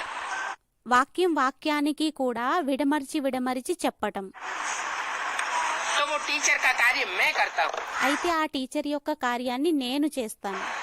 मैं तुम्हारा बाप भी हूँ, నేను మీ తండ్రిని కూడా అయ్యాను, टीचर भी हूँ, టీచర్ని కూడా అయ్యాను, और अंत में सदगुरु भी बनता हूँ। మరియు అంతిమంలో సద్గురువుగా కూడా తయారవుతాను. सदगति करता हूँ। సద్గతిని काहे की చేస్తాను. सदगति पहले होती है? దేని యొక్క సద్గతి మొదట అవుతుంది? शरीर की सदगति पहले होती है, శరీరానికి సద్గతి అనేది మొదట అవుతుందా, बुद्धि रूपी आत्मा की सदगति होती है। లేక మనసు బుద్ధి రూపీ ఆత్మ యొక్క సద్గతి అనేది మొదట అవుతుందా? पहले मन बुद्धि रूपी आत्मा निर्मल बनती है, మొదట మనసు బుద్ధి రూపీ ఆత్మ అనేది నిర్మలంగా తయారవుతుంది. इसके लिए चाहिए ईश्वर का ज्ञान। దీనికోసం కావాలి ఈశ్వరుడి యొక్క జ్ఞానం. ज्ञान को जल कहा जाता है। జ్ఞానాన్ని జలం అనడం జరుగుతుంది. जैसे स्थूल जल से स्थूल कपड़े धोए जाते हैं, ఏ విధంగా స్థూల జలంతోని స్థూలమైన వస్త్రాలని ఉతకటం జరుగుతుందో, मैल माटी साफ कर देता है, ఏదైతే పాడైపోయినటువంటి వస్త్రాలు ఉంటాయో అవి శుభ్రంగా తయారవుతాయో, ऐसे ये ज्ञान जल है आत्मा के लिए। అదే విధంగా ఇది జ్ఞాన జలం అయ్యింది ఆత్మ కోసం. ये शुद्ध ज्ञान जल चाहिए। ఈ శుద్ధ జ్ఞాన జలం కావాలి. इसमें मनुष्य मत की मिक्सरिटी नहीं होनी चाहिए। దీనిలోని మనుష్య మతం యొక్క మిక్సారిటీ అనేది ఉండకూడదు. मुरलियां हैं, మురళీలున్నాయి, भगवान के मुख से बजाई गई मुरली है। భగవంతుడు నోటి ద్వారా చెప్పినటువంటి మురళీలున్నాయి. अगर उसमें किसी प्रकार की मिक्सरिटी हो गई, ఒకవేళ దానిలోని ఏ ప్రకారమైన మిక్సారిటీ అయిపోయినా కూడా, उसमें कुछ मनमत मिक्स कर दी, దానిలో ఏదైనా మన్మతం మిక్స్ చేసేసినా కూడా, या वाणी की कटिंग कर दी లేక వాణిని కట్ చేసేసినా కూడా तो वो मुरली घातक भी हो सकती है। అప్పుడు ఆ మురళి ఘాతకం కూడా అవుతుంది, उल्टा असर दिखाई सकती है ఉల్టా ప్రభావాన్ని కూడా చూపించగలుగుతుంది. क्योंकि मिक्सरिटी हो गई। ఎందుకంటే మిక్సారిటీ అయిపోయింది. जैसे दूध का भरा हुआ घड़ा है ఏ విధంగా పాలతో నిండినటువంటి కుండ ఉంటుంది, और పాలకుండ, उसमें 2-4 बूंद सर्प का विष डाल दिया जाए మరియు దానిలోని 2-4 బొట్లు విషాన్ని వేసేసినట్లయితే तो सारा ही क्या हो जाएगा, అప్పుడు మొత్తం అంతా ఏమైపోతాయి, विष हो जाएगा। విషం అయిపోతుంది. तो बाप भी कहते हैं అయితే తండ్రి కూడా అంటారు, एक से ज्ञान सुनना चाहिए, ఒక్కరి ద్వారానే జ్ఞానాన్ని వినాలి. अनेकों से सुनेंगे అనేకుల ద్వారా విన్నట్లయితే तो व्यभिचारी ज्ञान हो जाएगा। అప్పుడు వ్యభిచారి జ్ఞానం అయిపోతుంది. जब ज्ञान ही व्यभिचारी हो जाएगा ఎప్పుడైతే జ్ఞానమే వ్యభిచారిగా అయిపోతుందో तो सुनने वाले भी व्यभिचारी बनेंगे। అప్పుడు వినేవారు కూడా వ్యభిచారీలుగా అయిపోతారు. अनेक मत से बनता है रावण राज्य, అనేకుల ద్వారా, అనేక మతాల ద్వారా తయారవుతుంది రావణ రాజ్యం. इसलिए रावण को 10 सिर दिखाते हैं అందువలనే రావణుడికి 10 తలలని చూపించడం జరుగుతుంది. और एक मत से बनता है राम राज्य, మరియు ఒక్కరి యొక్క సలహా ద్వారా తయారవుతుంది రామరాజ్యం. इसलिए राम को एक सर दिखाते हैं। అందువలనే రాముడికి ఒక్క తలని చూపించడం జరుగుతుంది. अनेक मनुष्य गुरुओं की मत से అనేక మనుష్య గురువుల యొక్క సలహా ద్వారా दुर्गति, దుర్గతి, और एक सदगुरु निराकार की स्टेज में रहने वाले सदगुरु से మరియు ఒక్క నిరాకారుడు సద్గురువు యొక్క సలహా మీద ఉండేటటువంటి సద్గురువు ద్వారా सदगति। సద్గతి. इसलिए घर घर में ये स्लोगन टंगा हुआ होना चाहिए। అందువల్లనే ఇంటింట్లోని ఈ స్లోగన్ అనేది వేలాడబడి ఉండాలి. क्या ఏంటి? श्रीमत से सदगति శ్రీమతం ద్వారా సద్గతి और मनुष्य मत से మరియు మనుష్య మతం ద్వారా दुर्गति। దుర్గతి. तो बताया ये बाप कहते అయితే చెప్పారు, हैं मैं टीचर हूँ, తండ్రి అంటారు, నేను టీచర్ని అయ్యాను, तुमको पढ़ाने के लिए आता हूँ। నేను మిమ్మల్ని చదివించడం కోసం వస్తాను. ऐसे नहीं हम पर कृपा कर दो। అలా ఏమీ కాదు, మా మీద దయ చూపించండి. स्कूल में कोई टीचर से कहता है స్కూల్లోని టీచర్తో ఎవరైనా అంటారా? कोई बच्चे कहते हैं हे टीचर हम पर कृपा कर दो। ఎవరైనా పిల్లలు అంటారా, ఓ టీచర్ మా మీద కృప చెయ్యండి అని, జాలి చూపించండి అని? कृपा की बात ही नहीं। కృప యొక్క విషయమే లేదు. जो जितनी पढ़ाई ध्यान से पढ़ेगा ఎవరు ఎంత చదువుని ధ్యాస పెట్టి చదువుతారో, मैं तो देगा మహత్వతనిస్తారో, तो अच्छे नंबरों से पास होगा। అప్పుడు మంచి నెంబర్లతో పాస్ అవుతారు. मैं तो टीचर हूँ, నేనైతే టీచర్ని అయ్యాను, तुम मेरे से कृपा आदि क्या मांगते रहते हो? మీరు నా నుండి కృప అది మొదలగున్నవి ఏం అడుగుతారు? कृपा आदि की सिस्टम तो गुरुओं से पढ़ी है। కృప మొదలగున్నటువంటి సిస్టమ్ ఏదైతే ఉందో అది గురువుల నుండి పడింది. कृपा दृष्टि दे दो। కృపా దృష్టిని ఇవ్వండి. बाप कहते हैं తండ్రి అంటారు, तुम बच्चे जितनी सेवा करते हो పిల్లలైన మీరు ఎంత సేవని చేస్తారు, ईश्वरीय सेवा से तुमको खुशी का मेवा स्वतः ही मिलता है। ఈశ్వరుడి యొక్క సేవ ద్వారా మీకు ఖుషి అనేది స్వతహాగానే లభిస్తుంది. क्योंकि बाप सर्विसेबल बच्चों को याद करते हैं। ఎందుకంటే తండ్రి సర్వీసేబుల్ పిల్లల్ని యాద్ చేస్తారు. जो डिससर्विस करने वाले बच्चे हैं ఎవరైతే డిస్సర్వీస్ ని చేసేటటువంటి పిల్లలు ఉంటారో उनको याद नहीं करते। వారిని యాదు చెయ్యరు. तो तुम जितनी ईश्वरीय सेवा करोगे అయితే మీరు ఎంత ఈశ్వరీయ సేవని చేస్తారో उतना तुम्हारे ऊपर स्वतः ही कृपा दृष्टि बरसती रहेगी। అంతే మీ మీద ఈశ్వరుడి యొక్క కృపా దృష్టి అనేది వర్షిస్తూ ఉంటుంది. ये स्थूल आंखों की कृपा दृष्टि की बात नहीं है। ఈ స్థూల నేత్రాల యొక్క దృష్టి యొక్క విషయం కాదు. स्थूल आंखों से देखी हुई चीज सिर्फ స్థూల నేత్రాలతో చూసినటువంటి వస్తువు అనేది కేవలం याद आती है, జ్ఞాపకం వస్తుంది. ऐसे नहीं कि कृपा दृष्टि बरस जाती है। అలా ఏమీ కాదు, కృపా దృష్టి అనేది వర్షిస్తుంది. ऐसे तो बाप सबको ही देखते रहते हैं, అలా అయితే తండ్రి అందరినీ చూస్తూ ఉంటారు. तो देखने मात्र से क्या सदगति हो जाएगी? అయితే చూసినంత మాత్రాన సద్గతి అయిపోతుందా ఏంటి? नहीं, అవ్వదు. जो ज्ञान की बातों को समझ करके ఎవరైతే జ్ఞానం యొక్క విషయాలను అర్థం చేసుకొని अपने जीवन में धारण करके తమ జీవితంలో ధారణ చేసి दूसरों को धारण कराते हैं, వేరే వారిని ధారణ చేయిస్తారో उससे सदगति हो सकती है। దాని ద్వారా సద్గతి అవ్వచ్చు. दूसरों की सेवा करेंगे వేరే వారి సేవని చేసినట్లయితే तो सेवा का मेवा खुशी मिलेगी। అప్పుడు సేవ యొక్క మేవా డ్రై ఫ్రూట్ అనేది ఖుషి లభిస్తుంది. संगम युग में खुशी సంగమ యుగంలోని ఖుషి बहुत बड़ा वरदान है। సంతోషం అనేది చాలా పెద్ద వరదానం అయ్యింది. इस संगम युग की शूटिंग के पीरियड में जो जितना खुश रहता है, ఈ సంగమయుగి షూటింగ్ పీరియడ్ లోని ఎవరు ఎంత ఖుషిగా ఉంటారు वो जन्म जन्मांतर का सुख भोगेगा। వారు జన్మ జన్మాంతరాలు సుఖాన్ని భోగిస్తారు. और भगवान बाप के आने पर भी जो दुखी रहता है, మరియు ఎవరైతే భగవంతుడు తండ్రి వచ్చిన తరువాత కూడా దుఃఖీలుగా ఉంటారో संगम युग में दुख का अनुभव करता है, సంగమ యుగంలో దుఃఖం యొక్క అనుభవాన్ని చేసుకుంటారు. वो जन्म जन्मांतर వారు జన్మ జన్మాంతరాలు दुखी దుఃఖీ परेशानी का अनुभव करेगा। ఇబ్బందుల్ని అనుభవం చేసుకుంటూ ఉంటారు. 21 जन्म का तो वर्षा मिलता ही मिलता है, 21 జన్మల యొక్క వారసత్వం అయితే లభించనే లభిస్తుంది.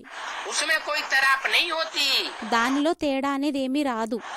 लेकिन जब द्वापर युग आता है, दूसरे दूसरे धर्म पिताएं आते हैं, కానీ ఎప్పుడైతే ద్వాపర యుగం వస్తుందో వేరే వేరే ధర్మపితలు వస్తారో अपनी अपनी मत देने लग पड़ते हैं, తమ తమ మతాన్ని ఇవ్వడం జరుగుతుందో तो उनके प्रभाव में आने से मनुष्य आत्मा दुखी होने लग पड़ती है। అప్పుడు వారి యొక్క ప్రభావంలోకి వచ్చిన కారణంగా మనుష్యాత్మలు దుఃఖీలుగా అవ్వడం జరుగుతుంది.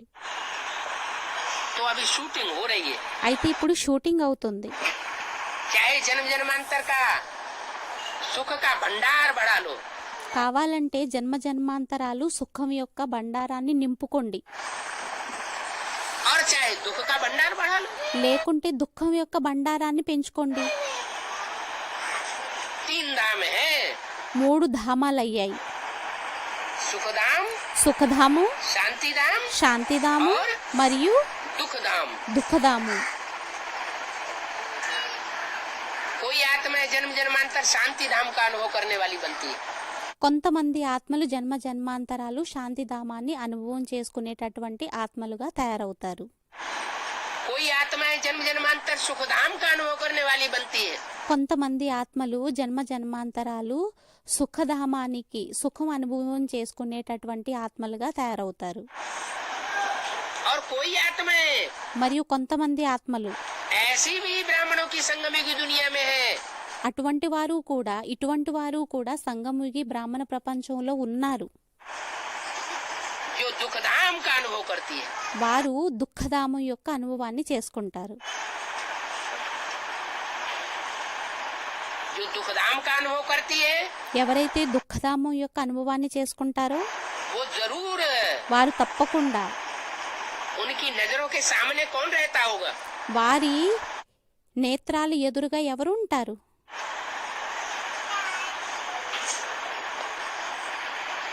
कौन रहता होगा? ఎవరుంటారేమో?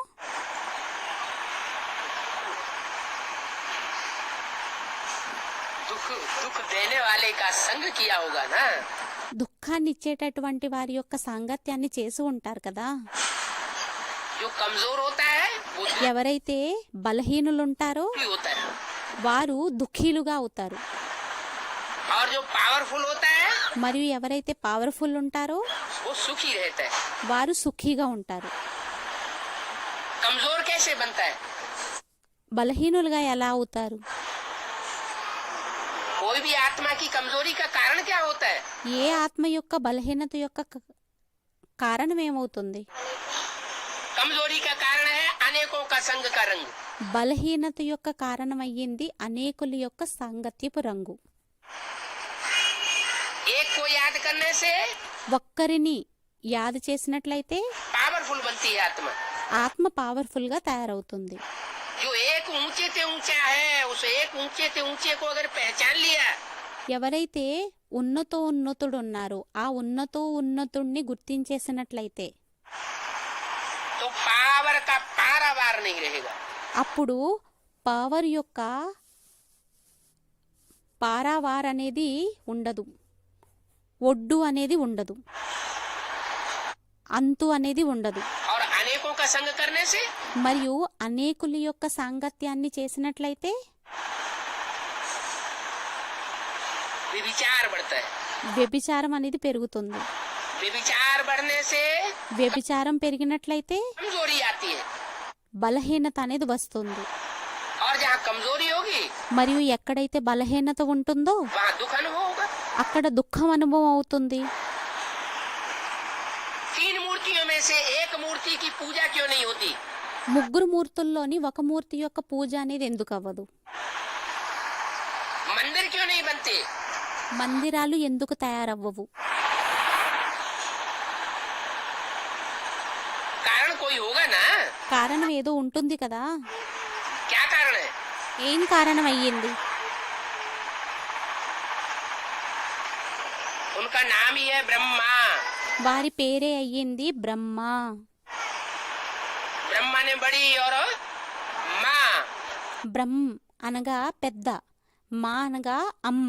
बड़ी से बड़ी माँ పెద్దమ్మ क्या गलती कर देती है माँ? ఏం తప్పు చేసేస్తుంది అమ్మ? बच्चों के मोह में आकर के పిల్లల యొక్క మోహంలోకి వచ్చి बाप का भी तिरस्कार कर देती है। తండ్రిని కూడా తిరస్కరిస్తుంది.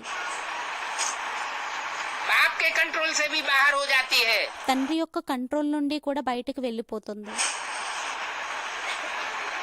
तो माँ दुखी होती है। అప్పుడు అమ్మ దుఃఖిగా అవుతుంది. ऐसी दुनिया बनाने के निमित्त बन पड़ती है ఎటువంటి ప్రపంచాన్ని తయారు చేయడానికి నిమిత్తంగా తయారవుతుందంటే जहाँ माँ को वर्षा ही नहीं मिलता। అక్కడ అమ్మకి వారసత్వమే లభించదు. ये तो अभी बाप आए हैं ఇదైతే ఇప్పుడు తండ్రి వచ్చారు. तो ईश्वरी गवर्नमेंट में ने भी ये नियम बना दिया है ఇప్పుడు ఈ ఈశ్వరీయ గవర్నమెంట్ లోని కూడా నియమం అనేది తయారైపోయింది. कि माता को भी प्रॉपर्टी का हिस्सा मिलना चाहिए। ఏమనంటే అమ్మకి కూడా ప్రాపర్టీలోని భాగం అనేది లభించాలి అని.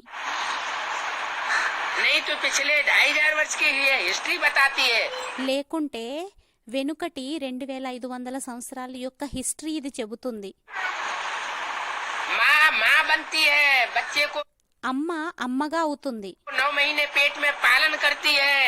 పిల్లవాడిని 9 నెలలు గర్భంలో ధారణ చేస్తుంది, परवरिश करती है।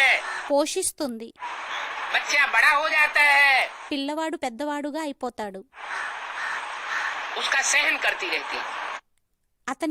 అతన్ని సహిస్తూ ఉంటుంది. माँ बाप के कंट्रोल में रहती है అమ్మా నాన్నల యొక్క కంట్రోల్లో ఉంటుంది, तब भी सहन करती है। అప్పుడు కూడా సహనం చేస్తుంది. पति के कंट्रोल में रहती है భర్త కంట్రోల్లో ఉంటుంది, तब भी सहन करती है। అప్పుడు కూడా సహనం చేస్తుంది. और पति खुदान खास्ता चला जावे ఒకవేళ భర్త ఏదో కారణంగా ఒకవేళ వెళ్ళిపోయినట్లయితే, शरीर छोड़ देवे శరీరం విడిచిపెట్టినట్లయితే तो बच्चों के कंट्रोल में रह करके दुखी होती है। అప్పుడు పిల్లల యొక్క కంట్రోల్లో ఉండి దుఃఖిగా అవుతూ ఉంటుంది. एक जन्म में स्त्री बन करके माता बनना पड़ता है ఒక జన్మలో స్త్రీగా అయ్యి మాతగా తయారవ్వాల్సి ఉంటుంది, और एक जन्म में पुरुष बन के మరియు ఒక్క జన్మలో పురుషుడిగా అయ్యి पिता बनना होता है। తండ్రిగా అవ్వాల్సి వస్తుంది. एक ही आत्मा स्त्री भी बनती है, ఒకే ఆత్మ స్త్రీగా కూడా అవుతుంది, एक ही आत्मा ఒకే ఆత్మ पुरुष भी बनती है। పురుషుడిగా కూడా అవుతుంది. कोई आत्मा ऐसा पुरुषार्थ करती है కొంతమంది ఆత్మలు ఎటువంటి పురుషార్థమని చేస్తాయి అంటే कि ज्यादा जन्मों में ఏమనంటే ఎక్కువ జన్మల్లోనే पुरुष चोला धारण करती है పురుష శరీరాన్ని ధారణ చేస్తుంది. और कोई आत्मा ऐसा पुरुषार्थ करती है कमजोर మరియు కొంతమంది ఆత్మలు ఎటువంటి పురుషార్థముని చేస్తాయి అంటే బలహీనమైన, कि ज्यादा जन्मों में ఏమనంటే ఎక్కువ జన్మల్లోని स्त्री चोला धारण करती है స్త్రీ శరీరాన్ని ధారణ చేస్తుంది. क्योंकि मुरली में बोला है ఎందుకంటే మురళీల్లో అన్నారు, एक जन्म स्त्री एक जन्म पुरुष का तो मिलता है ये ఒక జన్మ స్త్రీ ఒక జన్మ పురుషుడిదైతే లభిస్తుంది. तो 21 जन्म चलता है ఇదైతే 21 జన్మలు నడుస్తుంది. वहाँ कोई बैलेंस बिगड़ता नहीं అక్కడ బ్యాలెన్స్ అనేది పాడవదు, पाप पुण्य का పాపం పుణ్యంది. लेकिन बाकी जो 63 जन्म है కానీ మిగతా ఏవైతే 63 జన్మలున్నాయో उनमें बैलेंस बिगड़ जाता है దానిలో బ్యాలెన్స్ అనేది పాడైపోతుంది. बैलेंस बिगड़ने के कारण బ్యాలెన్స్ పాడైపోయిన కారణంగా कोई कोई आत्मा 2 जन्म पुरुष के भी ले सकती है కొంతమంది ఆత్మలు 2 జన్మలు పురుషుడుగా కూడా తీసుకోవచ్చు, और 2 जन्म మరియు 2 జన్మలు लगातार स्त्री के भी ले सकती है ఏకదాటిగా స్త్రీగా కూడా తీసుకోవచ్చు. तो ये हिसाब बन जाता है అయితే ఇది లెక్క అనేది తయారైపోతుంది. इसलिए रोना रोने की बात नहीं है అందువలనే ఏడుపు ఏడ్చేటటువంటి విషయం కాదు. कि मैंने स्त्री चोला क्यों लिया ఏమనంటే నేను స్త్రీ శరీరాన్ని ఎందుకు తీసుకున్నాను. बल्कि बाप तो कहते हैं ఇంకా తండ్రి అయితే అంటారు, स्त्री चोला लिया స్త్రీ శరీరాన్ని ధారణ చేశారు, तो बहुत తీసుకున్నారు, अच्छे చాలా మంచిదయ్యింది. क्योंकि बाप की छत्र छाया विशेष किसको मिली हुई है ఎందుకంటే తండ్రి యొక్క విశేషమైన ఛత్రఛాయ అనేది ఎవరికి లభించింది.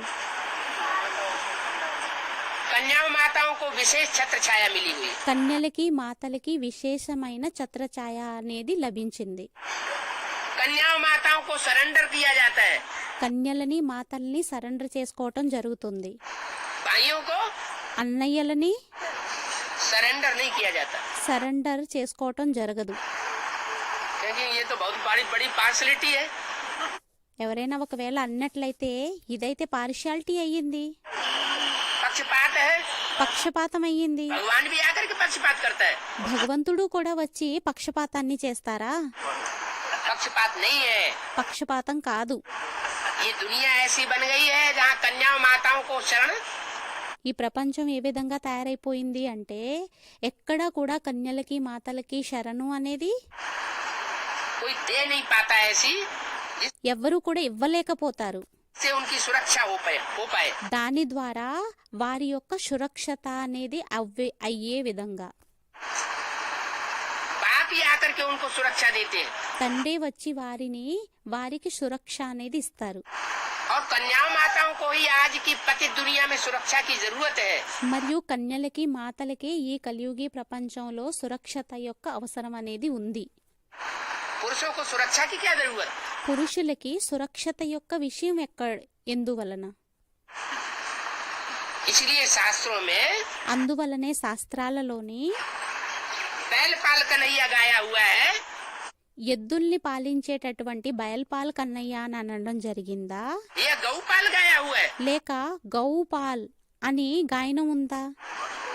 गौपाल कन्हैया गाया हुआ है గౌపాల కన్నయ్య అని చెప్పి గాయనం ఉంది. क्यों गाया हुआ है ఎందుకు గాయనం అనేది ఉంది? कि गौ ఎందుకంటే గోవు कहा जाता है जो गौ स्वभाव का हो గోవు అని ఎవరిని అనడం జరుగుతుంది అంటే ఎవరిదైతే గోవు స్వభావ సంస్కారం ఉంటుందో.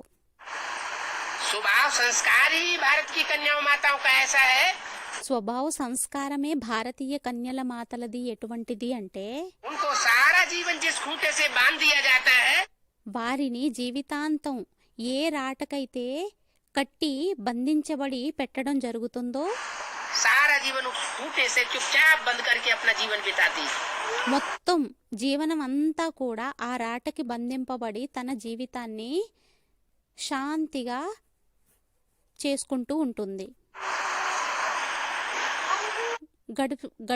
గడుపుకుంటూ ఉంటారు. ये भारत की कन्या माताओं की कथा है। ఇది భారతీయ కన్యల మాతల యొక్క కథ అయ్యింది. इसलिए कथाओं में शास्त्रों में लिखा हुआ है అందువలనే శాస్త్రాలలో కథల్లో వ్రాయబడి ఉంది. कि धरणी माता पर जब पाप का बोझा बहुत बढ़ गया ఏమనంటే ధరణీ మాత మీద ఎప్పుడైతే పాపం యొక్క బరువు అనేది ఎప్పుడైతే పెరిగిపోయిందో तो उस धरणी माता की सुरक्षा करने के लिए అప్పుడు ఆ ధరణీ మాత యొక్క సురక్షిత అనేది చేయటం కోసం भगवान को आना पड़ता है। భగవంతుడికి రావాల్సి వస్తుంది. भगवान भगवान का रूप धारण करके आता है। భగవంతుడు భగవంతుడి యొక్క రూపాన్ని ధారణ చేసి వస్తారు. कन्या माताओं की सुरक्षा करता है। इसलिए కన్యలది మాతలది సురక్షణ అనేది చేస్తారు. అందువలనే संगम युग में సంగం యుగంలోని खास करके ముఖ్యంగా वर्तमान संगम युग में स्त्री चोला लेना వర్తమాన సమయంలోని స్త్రీ శరీరాన్ని తీసుకోవటం ये तो भाग्य की बात है। చాలా భాగ్యం యొక్క విషయం అయ్యింది. चाहे वो माताएं बांधेली हो, ఆ మాతలు బాందేలీలైనా चाहे वो माताएं निर्बंधन हो ఆ మాతలు నిర్బంధనులైనా और चाहे वो कन्या हो। లేక వారు కన్యలైనా. कन्या है तो और ही अच्छा, కన్యలైతే ఇంకా మంచిది. पवित्र होती है, పవిత్రంగా ఉంటారు, निर्बंधन होती है। నిర్బంధనులుగా ఉంటారు. माताओं को तो बंधन में बंधना पक्का हो गया, क्योंकि మాతలకైతే బంధనాల్లో బంధింపబడడం పక్కాగా అయిపోయింది. शादी की है, ఎందుకంటే వివాహం చేసుకున్నారు. जिसके साथ शादी का कंगन बांधा है ఎవరితో అయితే వివాహం అనే కంగనాన్ని కట్టుకున్నారో उसके अंडर में चलना पड़े। వారి యొక్క అండర్లో నడవాల్సి వస్తుంది. लेकिन बाप कहते हैं कोई बात नहीं, కానీ తండ్రి అంటారు పర్వాలేదు, मन को तो कोई नहीं बांध सकता। ఏం పర్వాలేదు, మనసునైతే ఎవరూ బంధించలేరు. और मनसा सेवा ही सबसे बड़ी सेवा है। మరియు మనసా సేవనే అన్నింటికంటే పెద్ద సేవ అయ్యింది. मनसा के द्वारा ही सृष्टि परिवर्तन होगी। మనసా ద్వారానే సృష్టి పరివర్తన అవుతుంది. तन से भागदौड़ की जाती है, తనుతో పరిగెత్తడం జరుగుతుంది. वाचा से भाषण किया जाता है। వాచా ద్వారా భాషణ చేయటం జరుగుతుంది. अभी तक ब्राह्मणों की दुनिया में कितनी भागदौड़ हुई, ఇప్పటి వరకు బ్రాహ్మణ ప్రపంచంలో ఎంత పరిగెత్తడం జరిగింది, कितनी भाषणबाजी हुई। ఎన్ని భాషణ బాజీలయ్యాయి. भारत का और दुनिया का परिवर्तन कितना हुआ। భారత్ మరియు ప్రపంచం యొక్క పరివర్తన ఎంత అయ్యింది. इसलिए बोला అందువలనే అన్నారు कि मन के मौन से नई रंगत निकलेगी। మనసు యొక్క మౌనం ద్వారా కొత్త రంగు అనేది వస్తుంది. क्या, ఏంటి? जब हर तरीके से थक जावेंगे, ఎప్పుడైతే అన్ని విధాలుగా అలసిపోతారో, तन से भी थकान हो जाएगी, తనుతోని కూడా అలసిపోతారు, वाचा से भी थकान हो जाएगी, వాచా ద్వారా కూడా ఎప్పుడైతే అలసిపోతారో तो एक मन ही आसरा रह जाता है। అప్పుడు ఒక మనసే ఆసరాగా అయిపోతుంది. और मन जब एक को पकड़ लेता है, మరియు మనసు ఎప్పుడైతే ఒక్కరిని పట్టేసుకుంటుందో, एक की पावर को पहचान लेता है, ఒక్కరి యొక్క పావర్ని ఎప్పుడైతే గుర్తించేస్తారో तो उस याद में मस्त हो जाता है। అప్పుడు ఆ యాదులోని మస్త్ అయిపోతారు. और वो याद మరియు ఆ యాద్ अव्यभिचारी याद होनी चाहिए, అవ్యభిచారి యాద్ అయి ఉండాలి. जो कमाल करके दिखावेगी। అది అద్భుతాన్ని చేసి చూపిస్తుంది. जो बहुत दुखी होता है ఎవరైతే చాలా దుఃఖీలుగా అవుతారో वो बहुत याद करता है। వారు చాలా యాదని చేస్తారు. कहते भी है दुख में सुमिरन सब करें, అంటారు దుఃఖంలో అందరూ స్మరణ అనేది చేస్తారు, सुख में करे न कोई। సుఖంలో ఎవరూ స్మరించరు. जो पावरफुल होता है ఎవరైతే పవర్ఫుల్ ఉంటారో उसको किसी का आधार लेने की दरकार नहीं। వారికి ఎవరి యొక్క ఆధారాన్ని తీసుకోవలసిన అవసరం ఉండదు. और जो कलयुग के अंत में आकर के अबला कहा जाता है, మరియు ఎవరైతే కలియుగం అంతిమంలోకి వచ్చి అబల అనబడతారో, कन्याएं माता ही अबला कही जाती। కన్యలు మాతలే అబలలు అని అనడం జరుగుతుంది. तो उनको भगवान आकर के शेल्टर देता है, అయితే వారికి తండ్రి వచ్చి సెంటర్నిస్తారు, शरण देता है। శరణిస్తారు. गोवर्धन पहाड़ गाया हुआ है, గోవర్ధన పర్వతం అని గాయనం చేయబడి ఉంది. शास्त्रों में जो भी नाम है काम के आधार पर है। శాస్త్రాలలో ఏవైతే పేర్లున్నాయో అవన్నీ కార్యం ఆధారంగా ఉన్నాయి. गौ माना कन्या माताएं, గౌ అనగా కన్యలు మాతలు. उन्होंने तो जानवर गौओं को समझ लिया है వారైతే జంతు గోవులు అని అనేసుకున్నారు. कि भगवान ने आकर के जानवर गौओं को चराया। ఏమనంటే భగవంతుడు వచ్చి జంతువులు గోవుల్ని ఆయన పోషించారు नहीं, కాదు. ये भारत की कन्याएं माताएं ही गऊ के मुआफिक है। ఈ భారతీయ కన్యలు మాతలే గోవుల సమానంగా అయ్యారు. उन कन्याओं माताओं को ఆ కన్యలని మాతలని इकट्ठा करके ఏకత్రితం చేసి एक पहाड़ जैसा बना लिया। ఒక పర్వతం సమానంగా తయారు చేసేశారు. पापों का पहाड़ उनके सर पर चढ़ा हुआ है। పాపాల యొక్క పర్వతం వారి తల మీద ఎక్కబడి ఉంది.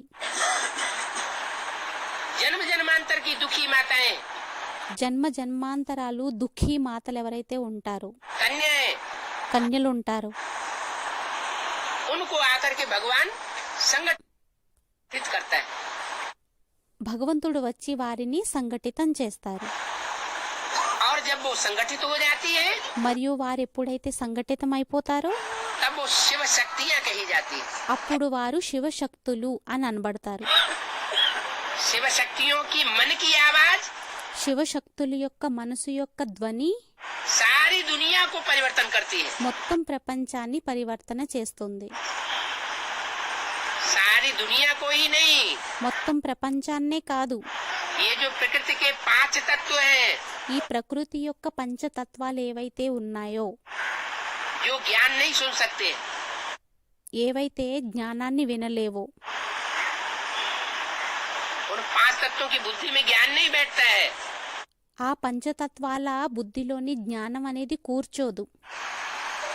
वो भी परिवर्तित हो जाते हैं। అవి కూడా పరివర్తితం అయిపోతాయి.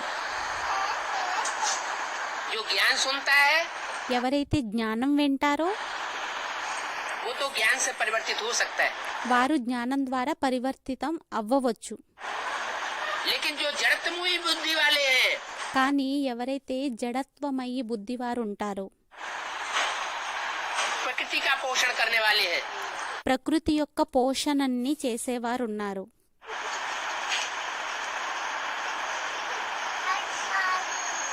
वो వారు कैसे परिवर्तित होंगे? వారు ఎలా పరివర్తితం అవుతారు? उनके परिवर्तन के लिए వారి పరివర్తన కోసం मनसा की पावर चाहिए, మనసా పవర్ కావాలి, वाइब्रेशन चाहिए। వైబ్రేషన్ కావాలి. वो वाइब्रेशन ఆ వైబ్రేషన్ कन्याएं माताएं కన్యలు మాతలు संगठित होकर के दे सकती है। సంఘటితం అయ్యి ఇవ్వగలుగుతుంది. पुरुष तो పురుషులైతే अपने चोले से तंग है, తమ శరీరంతోనే వాళ్ళు ఇబ్బంది పడుతూ ఉంటారు.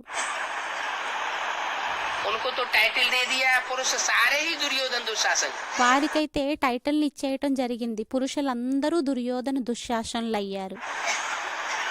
एकांत पाए करके ఏకాంతంలోకి వెళ్ళి अपनी करनी से चूकते नहीं है। తమ కార్యం నుండి గురి తప్పరు. कन्याएं माताएं चाहें तो स्वर्ग की गेट खोल सकती है, కన్యలు మాతలు కావాలి అంటే స్వర్గం యొక్క గేటుని తెరవగలుగుతారు. सुखधाम का गेट खोल सकती है సుఖధాము యొక్క గేటు తెరవగలుగుతారు और खोलेंगी। మరియు తెరుస్తారు. इसलिए माता गुरु गाया जाता है। అందువలనే మాతా గురువు అని గాయనం ఉంది. मुरली में भी बोला है माता गुरु बगैर उद्धार हो न सके। మురళీలోని కూడా అన్నారు, మాతా గురువు లేకుండా ఉద్ధారణ అనేది అవ్వలేదు. सबसे बड़ी माता है प्रकृति माता। అందరికంటే పెద్ద మాత అయ్యింది ప్రకృతి మాత. पुरुष और प्रकृति का ही सारा खेल है। పురుషుడు మరియు ప్రకృతి యొక్క ఆటే మొత్తం అంతా అయ్యింది. जो पुरुषों में ఏదైతే పురుషుల్లో पुरुष है పరమ పురుషుడున్నారు, और प्रकृति के 5 तत्वों में जो संघातमयी మరియు ప్రకృతి పంచతత్వాల ఏదైతే సంగాత్మయి ఉందో, महाजननी है, మహాజనని ఉందో, वही कलयुग के अंत में आकर के पॉल्यूट हो जाती है। అదే కలియుగం అంతిమంలోకి వచ్చి పొల్యూట్ అయిపోతుంది. जिसका नाम रखा गया है ज्ञान में गीता, దాని పేరు జ్ఞానంలో ఇవ్వడం జరిగింది గీత. गीता माता గీతామాత पूरी खंडित की हुई है। పూర్తిగా ఖండితం చేయబడింది. उसको दूसरे शब्दों में कहा गया है रावण की जेल में है। దానిని రెండో వాక్యాలలో చెప్పటం జరిగింది రావణుడి యొక్క జైల్లో ఉంది అని. तो राम का घर कैसे बनेगा? అయితే రాముడి యొక్క ఇల్లు ఎలా తయారవుతుంది? सीता कहो, गीता माता कहो, సీత అనండి, గీతామాత అనండి, बात तो एक ही है। విషయం ఒక్కటే అయ్యింది. वही रावण की जेल में है। ఆమె రావణుడి యొక్క జైల్లో ఉంది. तो अयोध्या में वो राम जन्मभूमि में राम అయితే అయోధ్యలోని రాముడి యొక్క జన్మభూమిలోని का मंदिर बनाना चाहते हैं। రాముడి యొక్క మందిరాన్ని నిర్మించాలని అనుకుంటున్నారు. मंदिर कहो, घर कहो, మందిరం అనండి లేక ఇల్లు అనండి, घर घर की धरित्री बनाएगी, ఇల్లు ఇంటి యొక్క ధరిత్రి తయారు చేస్తుందా, ये आज की तमो प्रधान दुनिया के मनुष्य बनाएंगे? లేక ఈ రోజుల్లో ఉండేటటువంటి తమో ప్రధాన మనుషులు తయారు చేస్తారా? घर बनाने वाला कौन होता है? बिगाड़ने वाला कौन होता है? ఇంటిని కట్టేవారు ఎవరయ్యారు? ఇంటిని పడగొట్టేవారు ఎవరయ్యారు? పాడు చేసేవారు ఎవరయ్యారు? घर की धरणी के लिए तो ఇంటి యొక్క ధరణి కోసం అనడం జరుగుతుంది. ఏమని అంటే ఇంటి యొక్క గృహిణి ఒకవేళ సులక్షణి అయినట్లయితే घर स्वर्ग बन जाए, అప్పుడు ఇల్లు స్వర్గంగా తయారైపోతుంది. और घर की धरणी अगर बिगड़ी हुई हो ఒకవేళ ఇంటి యొక్క గృహిణి ఒకవేళ చెడ్డదైనట్లయితే तो घर नरक बन जाए। ये सारी అప్పుడు ఇల్లు నరకంగా తయారైపోతుంది. सृष्टि हमारा कुटुंब है। ఈ మొత్తం సృష్టి అంతా కూడా మన కుటుంబం అయ్యింది. कुटुंब नरक भी बनता है। కుటుంబం నరకంగా కూడా అవుతుంది. जब वो महाकाली का रूप धारण करती है ఎప్పుడైతే ఆమె మహాకాళి రూపాన్ని ధారణ చేస్తుందో तो खून खराबा सारी सृष्टि पर हो जाता है। అప్పుడు రక్తపాతమే రక్తపాతం మొత్తం సృష్టిలో అంతా అయిపోతుంది. जितने भी आसुरी संस्कार है वो सब मिट जाते हैं। ఎంతమంది అయితే ఆసురీ సంస్కారాలు వారు ఉంటారో వారందరూ కూడా నష్టపడిపోతారు, తొలగించబడతారు. श्रेष्ठ आत्माएं बची रहती हैं। శ్రేష్ఠాత్మలు మిగిలి ఉంటారు. उनको कहा जाता है सूर्यवंशी। వారిని అనడం జరుగుతుంది సూర్యవంశీ. पावन आत्माएं పావనాత్మలు जो नई सृष्टि में ఎవరైతే కొత్త సృష్టిలోని नया जन्म लेकर के కొత్త జన్మని తీసుకొని विश्व का संचालन करती, విశ్వం యొక్క సంచాలనం అనేది చేస్తారు. अभी वो दुनिया आने वाली। ఇప్పుడు ఆ ప్రపంచం రానున్నది. बाप कहते हैं తండ్రి అంటారు अभी इस अंतिम जन्म में ఇప్పుడు ఈ అంతిమ జన్మలోని ऐसा पुरुषार्थ करना है ఎటువంటి పురుషార్థమని చెయ్యాలి అంటే जिससे कोई ऐसा संग का रंग न लगे దాని ద్వారా అటువంటి సాంగత్యపు రంగు అనేది అంటుకోకూడదు, जो हम फिर से पीछे की ओर चले जाए। దేనిని ద్వారా అయితే మనం మళ్ళీ తిరిగి వెనకకి వెళ్ళిపోతామేమో. हम उल्टी सीढ़ी चढ़ के ऊपर चढ़ रहे हैं। మనం కింద నుండి మెట్లు ఎక్కి పైకి ఎక్కుతున్నాం, కింద నుండి పైకి ఎక్కుతున్నాం. कलयुग से सतयुग में जाना है। కలియుగం నుండి సత్యుగంలోకి వెళ్ళాలి. तो हमारे वाइब्रेशन అయితే మన యొక్క వైబ్రేషన్ ऊंचे उठने चाहिए. ఉన్నతంగా లేవాలి. घड़ी घड़ी मन को चेक करना है, గడియ గడియ మనసుని చెక్ చేసుకోవాలి, दृष्टि को चेक करना है దృష్టిని చెక్ చేసుకోవాలి. कि हमारी दृष्टि और वृत्ति ఏమనంటే మన యొక్క దృష్టి వృత్తి पतित बन रही है या पावन बन रही है. పతితంగా తయారవుతుందా లేక పావనంగా తయారవుతుందా? हमारे स्वप्न మన యొక్క స్వప్నాలు सात्विक स्वप्न है సాత్వికమైన స్వప్నాలు అయ్యాయా या तामसी बन रहे हैं. లేక తామసీగా తయారవుతున్నాయా? ऐसे तो स्वप्न आना ही नहीं चाहिए, అలా అయితే స్వప్నాలు రాకూడదు. क्योंकि समय की वैल्यू का अगर पता है ఎందుకంటే సమయం యొక్క వాల్యూ ఒకవేళ తెలిసినట్లయితే तो 4-5 घंटे की सॉलिड नींद होनी चाहिए. అప్పుడు 4-5 గంటల యొక్క గాఢ నిద్ర అనేది అవ్వాలి. स्वप्न होना ही नहीं चाहिए. స్వప్నాలు రాకూడదు. व्यर्थ संकल्प आते हैं వ్యర్థ సంకల్పాలు వస్తాయి, तो व्यर्थ स्वप्न भी आते हैं. అప్పుడు వ్యర్థ స్వప్నాలు కూడా వస్తాయి. समर्थ संकल्प आवेंगे సమర్థమైన సంకల్పాలు ఒకవేళ వచ్చినట్లయితే तो स्वप्न भी अच्छे अच्छे आवेंगे. అప్పుడు స్వప్నాలు కూడా మంచివి వస్తాయి. और निराकारी स्टेज बनेगी మరియు నిరాకారి స్టేజ్ తయారైనట్లయితే तो निर्विकारी आत्मा అప్పుడు నిర్వికారి ఆత్మ निरहंकारी पने का अनुभव भी करेगी और दूसरों को నిరహంకారి తనం యొక్క అనుభవాన్ని కూడా చేసుకుంటుంది మరియు వేరే भी कराएगी. వారికి కూడా అనుభవాన్ని చేయిస్తుంది. फिर स्वप्न आना बंद हो जाता. అప్పుడు స్వప్నాలు రావడం ఆగిపోతాయి. ओम शांति. ఓం శాంతి.